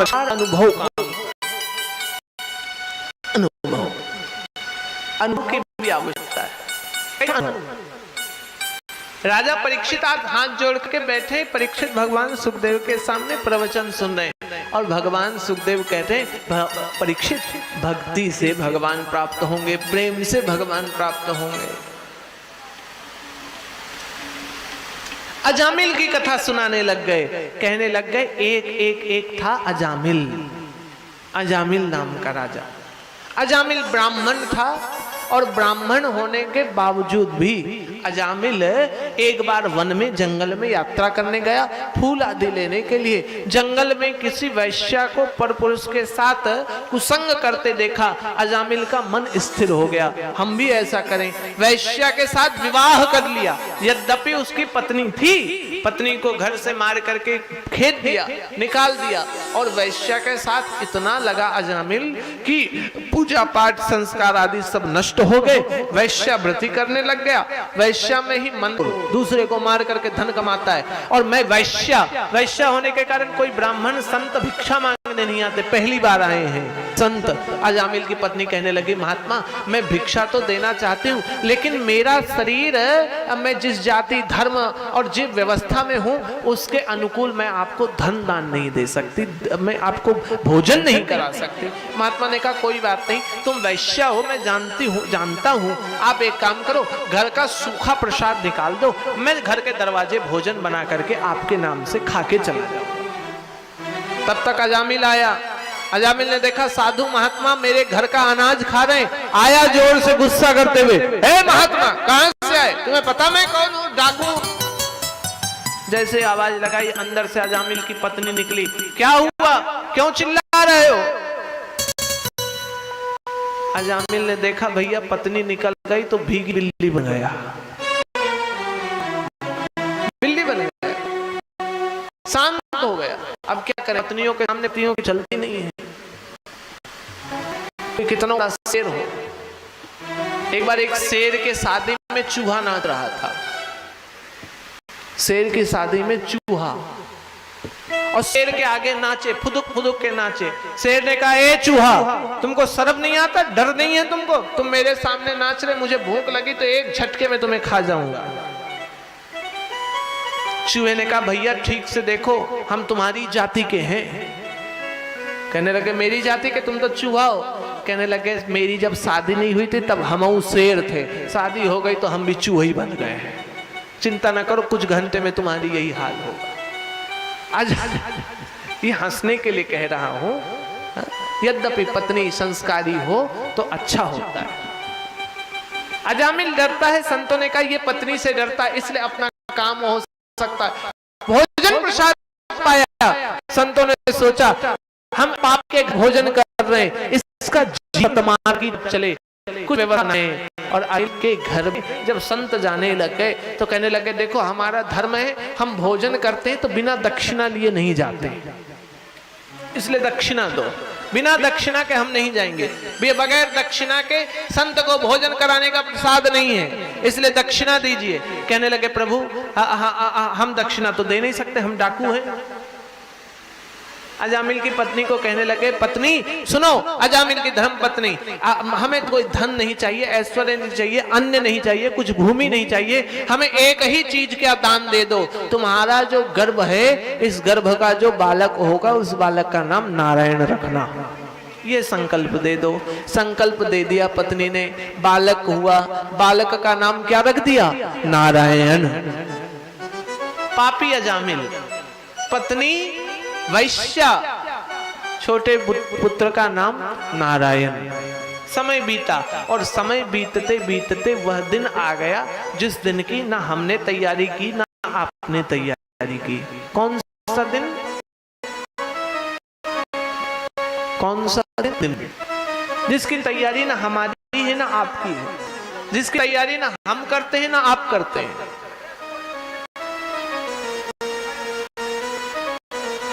और हम लोग सोचते बहुत तेज हैं, हम लोग सोचते हम बहुत बुद्धिमान हैं, यमराज को भी हम चकमा दे सकते हैं। एक बार एक सेठ जी के दरवाजे में यमराज जी पहुंच गए, गेट खटखटाया, भोर भोर। सेठ जी ने गेट खोला, देखा यमराज, समझ गए हम ही को लेने आए। यमराज ने कहा भैया तुम्हारा समय हो गया, चलो। सेठ जी ने कहा यमराज की जय हो, स्वागतम सुस्वागतम, अतिथि देवो भव। आप हमको लेने आए, हम आपके साथ चलेंगे, लेकिन अब सर शाम तक का समय मिल सकता है क्या? यमराज ने कहा कोई शाम तक का समय नहीं, अभी चलना होगा। तो कहने लगे आप अतिथि हैं, हम आपके बहुत बड़े फ्रेंड हैं, हम आपके भक्त हैं। एक काम कीजिए, हमारे घर आए तो कुछ चाय नाश्ता करके जाइए। यमराज सोचा आज तक कोई हमको चाय और नाश्ता के लिए नहीं पूछा, पहला भक्त है जो चाय नाश्ता। सवेर सवेर चाय नाश्ता पूछ रहा है। यमराज जी चाय नाश्ता करने लगे, बोले अब चलो। तो कहने लगे यमराज जी आए हैं कुछ भोजन प्रसाद, मैं चलने के लिए मना। यमराज जी भोजन प्रसाद करने कहे चलो, कहे थोड़ा विश्राम, धूप में आए हो, गर्मी हो। पैर यमराज जी के, और यमराज जी के पैर दाबा, यमराज जी सो गए। यमराज जी की डायरी उठाया, देखा सबसे पहले पेज पर नाम है, अपना नाम काटा, यमराज जी की डायरी में सबसे पीछे लिख दिया, सबसे पीछे। अपने आप को बुद्धिमान समझा। यमराज जी नींद से उठे, कहने लगे ए भक्त, मैं तुम पर खूब प्रसन्न हूं, आज मैं अपनी डायरी में पहले पन्ने से लोगों को नहीं ले जाऊंगा, पीछे वाले पन्ने से ले जाऊंगा। हम चालू समझते हैं अपने आप को, भगवान को धोखा दे देंगे। हम तैयारी नहीं किए हुए उस अंतिम समय का, अंतिम पल की हमारी तैयारी नहीं। यमराज आ गए, यमदूत अजामिल के प्राणों को ले जाने लग गए। और जब यमदूत अजामिल के प्राणों को ले जाने लगे, पत्नी को आवाज आई, पत्नी के बाद बच्चों को बुलाया। अंतिम में सबसे छोटे बच्चे का ध्यान आया, आवाज लगा बेटा नारायण बचाओ, बेटा नारायण बचाओ। और 2 बार ऐसे ही नारायण नारायण किया। अजामिल का बचपन आ गया। नारायण तो जगत के स्वामी जगन्नाथ हैं, नारायण तो जगत के अधिपति, नारायण इस जगत के पालन करता, नारायण इस जगत के रक्षक, नारायण इस के भक्त हैं। हे ना आप रक्षा करो। भगवान शंख चक्र गदा पद्म लेकर के और अजामिल प्राणों की रक्षा की। यमदूतों को मारा, यमदूतों को भेजा। और आपको पता है भागवत कहती अजामिल उसके बाद 1 महीने तक जीवित रहा, भगवान का भजन किया, अजामिल भी मुक्त हो गया। राजा परीक्षित तुम भी भजन करो, तुम भी मुक्त हो जाओगे। इसलिए वो भक्त लोग गाते रहते हैं, भजन कर भरी जवानी में बुढ़ापा किसने देखा है। भजन कर भरी जवानी में बुढ़ापा किसने देखा है। भजन कर भरी जवानी में बुढ़ापा किसने देखा है। भजन कर भरी जवानी में बुढ़ापा किसने देखा है। बुढ़ापा किसने देखा है। बुढ़ापा किसने देखा है। बुढ़ापा किसने देखा है। बुढ़ापा किसने देखा है। भजन कर भरी जवानी में बुढ़ापा किसने देखा है। भरी जवानी बुढ़ापा किसने देखा है।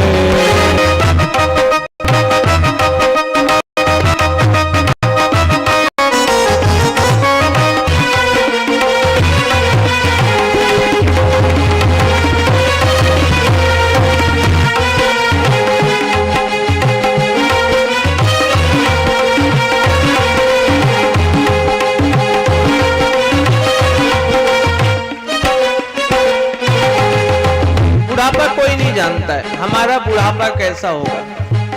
अच्छा हमको लगता है हम जवान हो गए हैं, बहुत सुंदर दिख रहे हैं, बहुत अच्छे हो गए। धीरे धीरे पता चलता है अब हमारी थोड़े बाल सफेद होने लग गए। और बाल सफेद ना हो इसके लिए फिर वो रंग कर लेते हैं, डाई कर लेते हैं, पेंट कर लेते हैं। कोई काला करता है, कोई भूरा करता है, कोई गुलाबी करता है।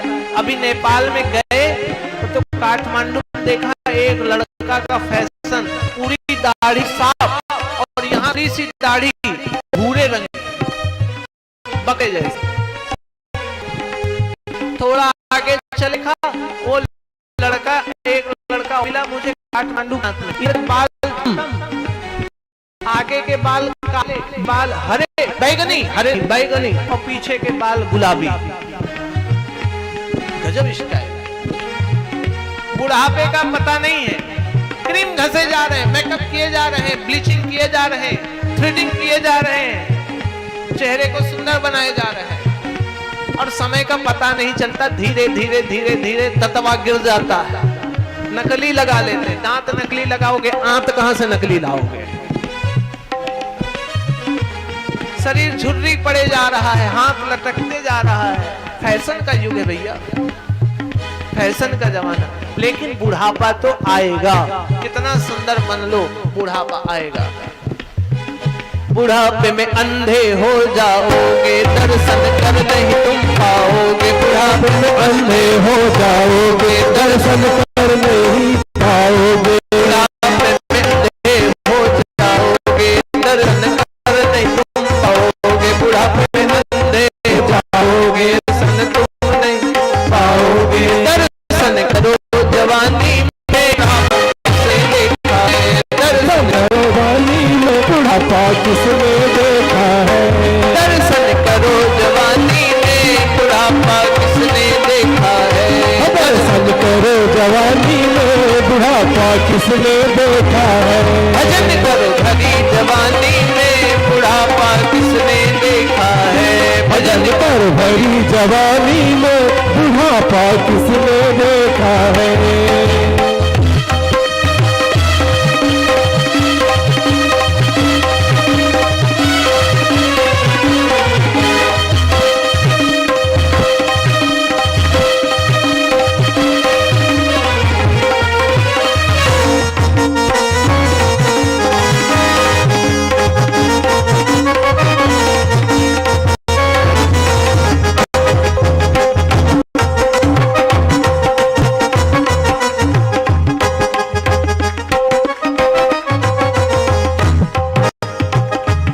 बुढ़ापे में लंगड़े हो जाओगे, तीर्थ कर नहीं तुम पाओगे। बुढ़ापे में लंगड़े हो जाओगे, तीर्थ कर नहीं तुम पाओगे। बुढ़ापे में लंगड़े हो जाओगे, तीर्थ कर नहीं तुम पाओगे। बुढ़ापे में लंगड़े हो जाओगे, तीर्थ कर नहीं पाओगे। तीर्थ करो जवानी में, बुढ़ापा किसने देखा है? तीर्थ करो जवानी में, बुढ़ापा किसने देखा है? तीर्थ करो जवानी में, बुढ़ापा किसने देखा है? तीर्थ करो जवानी में, बुढ़ापा किसने देखा है? भजन करो हरी जवानी में, बुढ़ापा किसने देखा है? भजन करो भरी जवानी में, बुढ़ापा किसने देखा है? भजन करो भरी जवानी में, बुढ़ापा किसने देखा है? भजन करो भरी जवानी किसने देखा है? बुढ़ापा किसने देखा है? किसी ने बुढ़ापा नहीं देखा भैया, इसलिए इसके चक्कर में बिल्कुल मत पड़ो।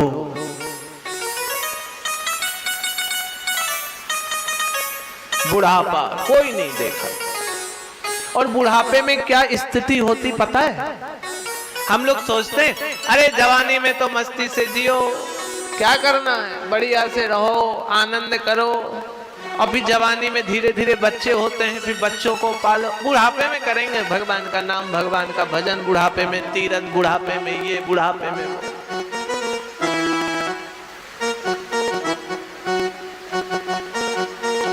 भगवान ने मनुष्य, गधा, कुत्ता और उल्लू, ध्यान देना, मनुष्य, गधा, कुत्ता, उल्लू, इनको उम्र तय कर दिया। मनुष्य की उम्र कर दी 25 साल। हे मनुष्य, तुम 25 साल के रहोगे। गधा की उम्र कर दी, गधा तुम 35 साल रहोगे। कुत्ते को बोला तुम 35 साल रहोगे। उल्लू को बोला 35 साल रहोगे। ध्यान देकर सुनो, मनुष्य ने 25 साल की आयु पूरी कर दी, 25वें साल में शादी हुई। यमराज जी पहुंच गए, चलो, कहने लगे अभी तो आज शादी हुई, तुम जाने की बात कर रहे हो। ये बड़ा गड़बड़ हो गया। मनुष्य भोले बाबा के पास पहुंचा। भोले बाबा ये कैसे चलेगा, आज ही शादी हुई, कल तुम जाने की बात कह रहे हो, थोड़ी सी आयु बढ़ाइए। उसी समय गधा पहुंच गया। गधा ने कहा, हे भोले बाबा, आपने इतनी उम्र हमको दी, मैं गधा सबका बोझ ही ढोते रहता हूं, क्या करूंगा इतनी उम्र। इसलिए आप एक काम करो, मेरी 25 साल की आयु कम कर दो। आदमी बैठा, 2 कौड़ी का आदमी, घूस लेने वाला। भोले बाबा कहने लगे, भोले बाबा एक काम करो, एक गधवा की आयु हमको दे दो। भोले बाबा ने कहा, गधा जैसा हाल रहेगा, चलेगा, जिंदा तो रहेंगे,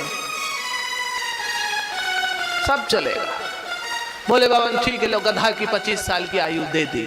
अब सुनो, 25 साल तक तो आदमी अपनी आयु जीता है, मस्त मर्जी जो करे सो करे। और 25 के बाद 25 से 50 तक गधवा बनता। गधा बोझ ढो, पत्नी, बच्चे, नाती पोता, घर परिवार, समाज। गधा नहीं तो और क्या है, बताओ। बुरा लग सकता है लेकिन सत्य है। 50 साल पूरा हुआ, अब नाती हो गया। यमराज जी पहुंच गए, चलो, कहने लगे अभी तो नाती नतनी को खिलाना है, कैसे जाएगा, अभी कैसे जा सकते हैं। ये भगवान शिव के पास फिर पहुंच गया। उसी समय भगवान शिव के पास कुत्ता खड़ा था। कहने लगे, प्रभु इतना तो आपने हमको आयु दी है, 35 साल आयु करेंगे क्या। दरवाजे भों भों भौंकते रहते हैं, इसलिए हे प्रभु आप हमारी 25 साल की आयु कम कर दें। आदमी कहने लग गया, प्रभु गधे की आयु झेल लिया तो कुत्तों की आयु झेल लेंगे। भगवान ने कहा, कुकुर है, दरवाजे रहता है। कहने लगे, कोई बात नहीं, जिंदा तो रहेंगे। भगवान ने कुत्ते की आयु दे दी। अब 50 साल के बाद 50 से 75 साल की आयु में जब घर में बहू आ जाती है तो बूढ़ों को दरवाजे का रूम मिलता है। मिलता कि नहीं मिलता है, गलत तो नहीं कह रहा हूं। बूढ़ बुजुर्ग आदमी घर के दरवाजे, तखत डाल दो, खटिया डाल दो, पलंग डाल, गांव के लोग हो इसलिए कह रहा हूं। दरवाजे, बूढ़ आदमी को कहा घर के दुआरे, खाना यहीं खाओ, डोल डाल जाना, लोटिया ले चले जाओ। तुम ज्यादा अंदर नहीं, अंदर खटपट नहीं करो। घर में गृहस्थी नहीं, बहू है, ज्यादा करोगे तो बहुए डांट, है बहू है आप अंदर आते बार बार परेशान करते हो। तभियो नहीं मानता, नाती पोता खिलाए जा रहे हैं, आऊ आऊ बाबू आबू आबू। अब फिर 75 साल के बाद यमराज जी आए। यमराज जी कहने लगे, चलो, बोले अभी कहां, अभी नाती को खिलाए कहां सही से। भगवान भोले बाबा के पास पहुंचे। उल्लू पहुंचा भोले बाबा के पास। उल्लू कहने लग गया, हे प्रभु दिन में दिखता है नहीं, रात को सुनता नहीं, उल्टे लटके रहते हैं, ऐसा करो 25 साल आयु कम कर दो। भोले बाबा को आदमी कहने लगा, बाबा कोई दिक्कत नहीं, उल्लू की आयु दे दो, चलेगा। भोले बाबा ने कहा, दिखता नहीं, बोले साहब चलेगा, जिंदा तो रहेंगे। फिर 75 के बाद आदमी की आयु उल्लू जैसी है, ना कान से सुनाई देगा, ना आंख से दिखाई देगा, ना गोड़ चलेगा, ना हाथ चलेगा, तभियो जीना है, जीना है, फिर भी जीने की अभिलाषा है।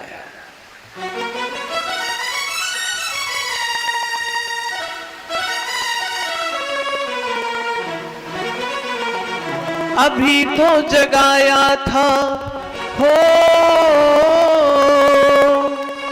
अभी तो जगाया था तू फिर सो गया, उठ परदेसी तेरा वक्त हो गया, हो गया, उठ परदेसी तेरा सफर हो गया। ओ, अभी तो जगाया था हो,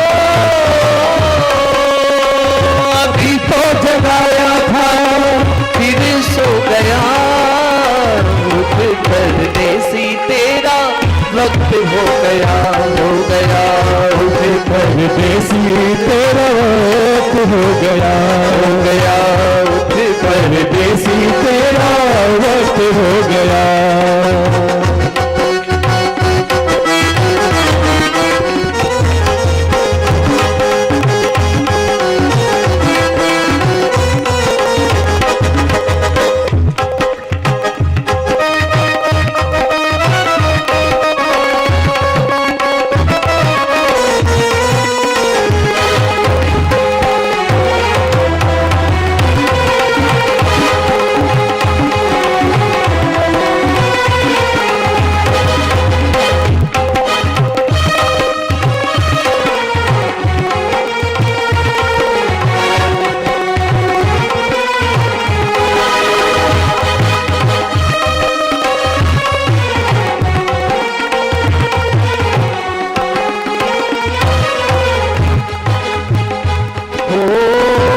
परदेशियों की यही है कहानी, हम परदेसियों की यही है कहानी, हम परदेशियों की यही है कहानी, हम परदेसियों की यही है कहानी।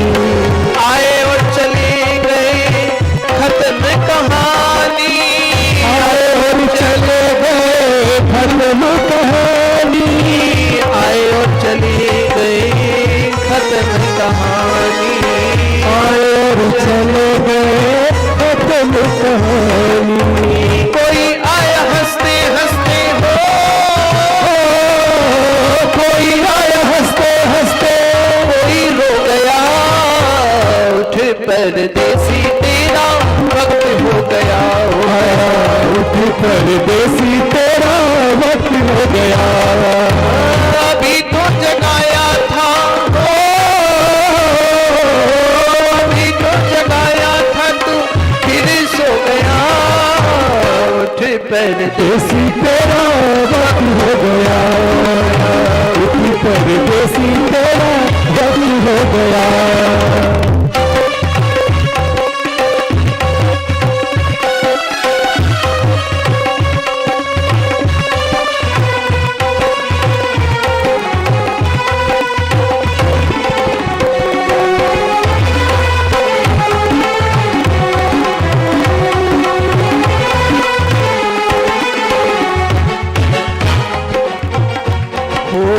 बार बार पहले भी तू आया है यहाँ पे, बार बार पहले भी तू आया है यहाँ पे, बार बार पहले भी तू आया है यहाँ पे, बार बार पहले तू भी आया यहाँ पे। देख आंख खोल तेरा ध्यान है कहाँ पे, आँख खोल तेरा ध्यान है कहाँ पे, देख आंख खोल तेरा ध्यान है कहाँ पे, देख आँख खोल तेरा ध्यान है कहाँ पे। अनमोल जीवन तेरा हो, अनमोल जीवन तेरा व्यर्थ हो गया, उठ परदेसी तेरा वक्त हो गया, उठ परदेसी तेरा वक्त हो गया। अभी तो जगाया था, अभी तो जगाया था तू फिर सो गया, उठ परदेसी तेरा वक्त हो गया, उठ परदेसी तेरा वक्त हो गया, उठ परदेसी तेरा वक्त हो गया, उठ परदेसी तेरा वक्त हो गया। आपका वक्त पूरा हो जाएगा पता नहीं चलेगा। राजा परीक्षित को सारी बातें समझा रहे हैं, वक्त हो गया, उठ परदेशी तेरा वक्त हो गया। हम आप सब परदेशी हैं। वो एक फिल्म का गाना मैंने सुना था, परदेशियों से ना आँखियां मिलाना, ये सत्य है।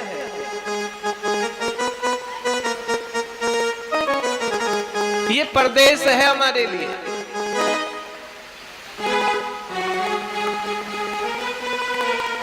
आप हम सब परदेशी।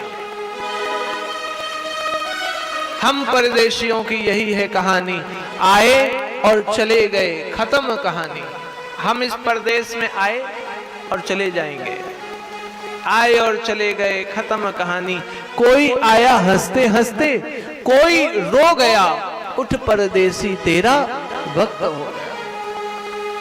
मुट्ठी बांध के आने वाले हाथ पसारे जाएगा, ढलता सूरज धीरे धीरे ढलता है, ढल जाएगा। ये प्रेरणा वाली कथा है। आप हम सब इस प्रेरणा को जगाएं, आप हम लोग इस जागृति की ओर बढ़ें। देखो, भागवत का अंश मैं समझा रहा हूं, राजा परीक्षित के महात्मा को समझा रहा हूं। राजा परीक्षित को भगवान सुखदेव जी महाराज कहते हैं, राजा परीक्षित को लगा कि मैं कैसे भागवत से मुक्त हो जाऊंगा। राजा परीक्षित को कहने लग गए, कालव्याल मुखग्रास, कालव्याल मुखग्रास, कालव्याल मुखग्रास, त्रास शरणाश हेतवे, श्रीमद्भागवतम शास्त्रम कलौकीरेण भाषितम। हे राजन, आप कैसी बात करते हो? काल व्याल मुखग्रास, कोई मनुष्य काल के मुख में भी चला गया हो, काल व्याल मुखग्रास का, काल का मुख का ग्रास भी यदि बन गया हो, काल व्याल मुखग्रास, त्रास शरणाश हेतवे, उसके बचाव का कोई साधन ना हो रहा हो तो भी श्रीमद् भागवतम शास्त्रम कलौकीरेण भाषितम, यह काल के मुख में गया हुआ मनुष्य भी यदि भूल से श्रीमद् भागवत की कथा सुन ले तो मुक्त हो जाता है। तुम्हारे पास तो 7 दिन है, तुम अवश्य मुक्त हो जाओगे। राजा परीक्षित को ऐसा समझा रहे, मतलब विश्वास दृढ़ कर रहे हैं, विश्वास दृढ़।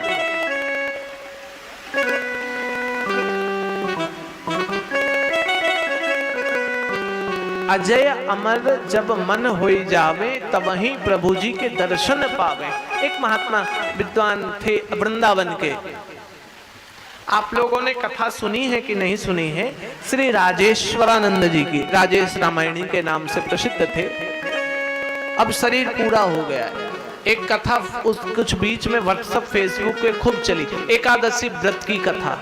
एकादशी में आए, भगवान को कहा मेरे राम आइए, मेरे श्याम आइए, प्रभु भोजन का भोग लगाइए। ये भजन उनका है, श्री राजेश्वरानंद जी। उनके गुरुदेव अविनाशी राम जी थे।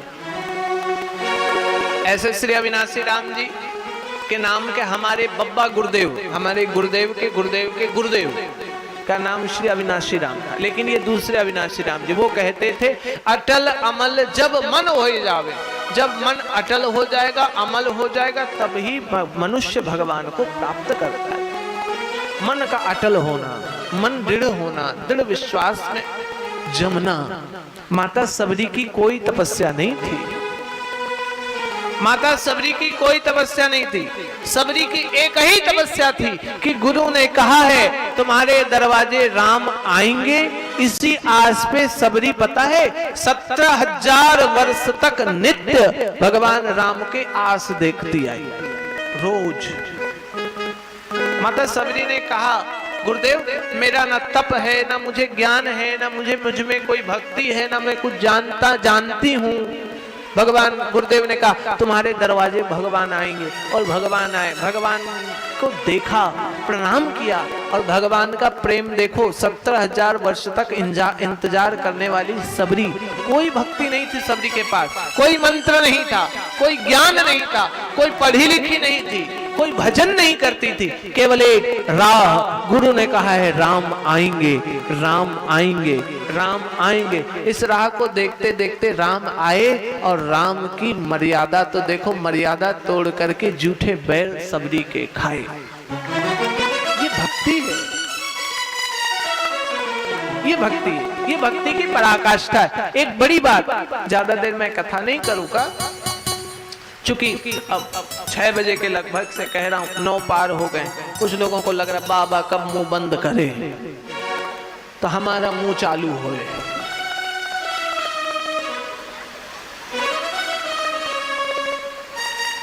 भगवान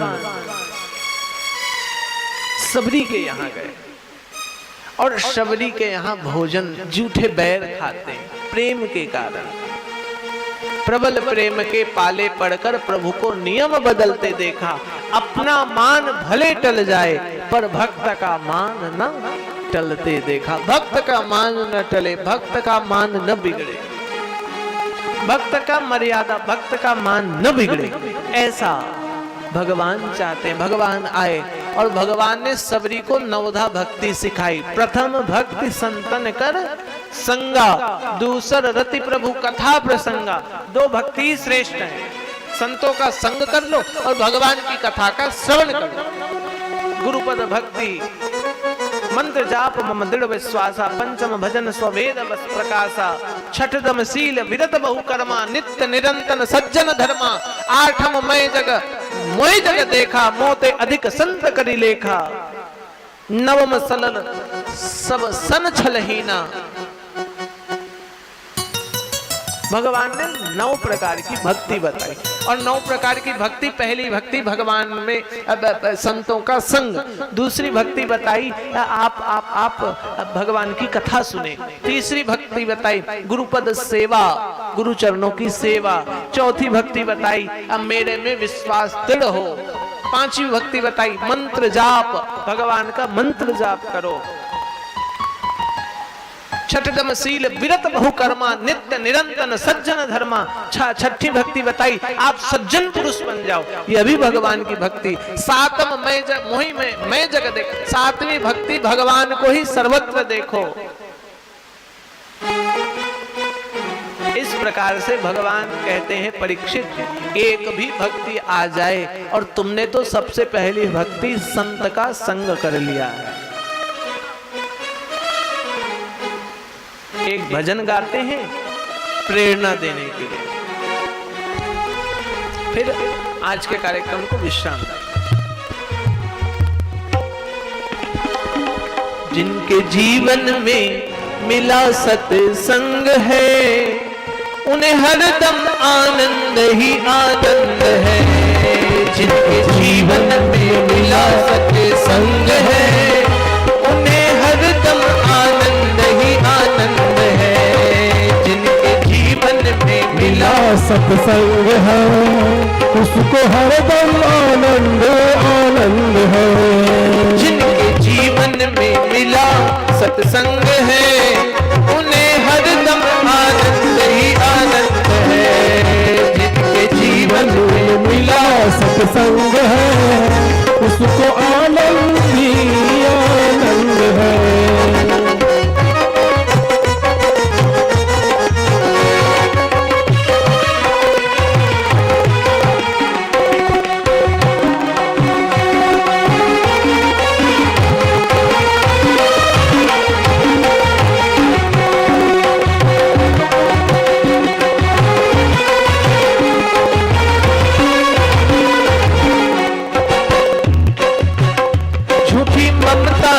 करके किनारा, झूठी माया से करके किनारा, झूठी ममता से करके किनारा, झूठी ममता से करके किनारा, लेके सच्चे प्रभु का सहारा, सच्चे प्रभु का सहारा, लेके सच्चे प्रभु का सहारा, सच्चे प्रभु का सहारा। उनकी रजा में रजा मंद है, उनकी रजा में रजा मंद है, उन्हें हरदम आनंद ही आनंद है। उसे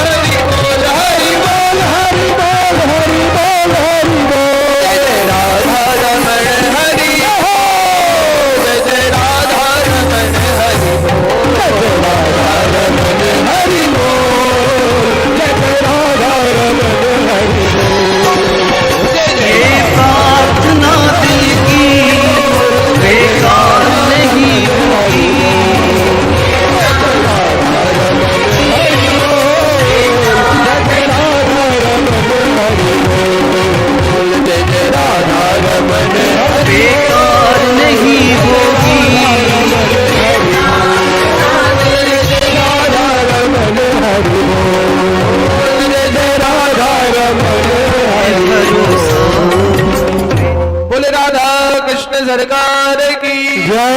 वृंदावन बिहारी लाल की, श्रीमद् भागवत महापुराण की, सब संतन की, सब भक्तन की, सर्वदेवमयी गौ माता की, गंगा मैया की, जमुना मैया की, सरयू मैया की, श्री अयोध्या धाम की, सब भक्तों की, अपने अपने माता पिता की, सद्गुरुदेव भगवान की, नमः पार्वती पतये हर महादेव।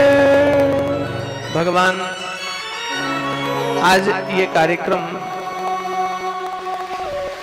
होने का जो मुख्य उद्देश्य, मुख्य प्रयोजन, जिन कारण से यह कार्यक्रम हो रहा है, आप सभी लोग अवगत हैं। मैं क्या बताऊं, स्वर्गीय श्री रंजू कुमारी जी जो यहाँ अध्यापिका रहीं, लंबे समय तक बच्चों को पढ़ाई, काफ़ी अच्छे। मैं एक बार शायद मिला भी हूँ। श्री नवल नयन कमल जी की धर्मपत्नी, भगवान के विधान में जितने दिन की आयु थी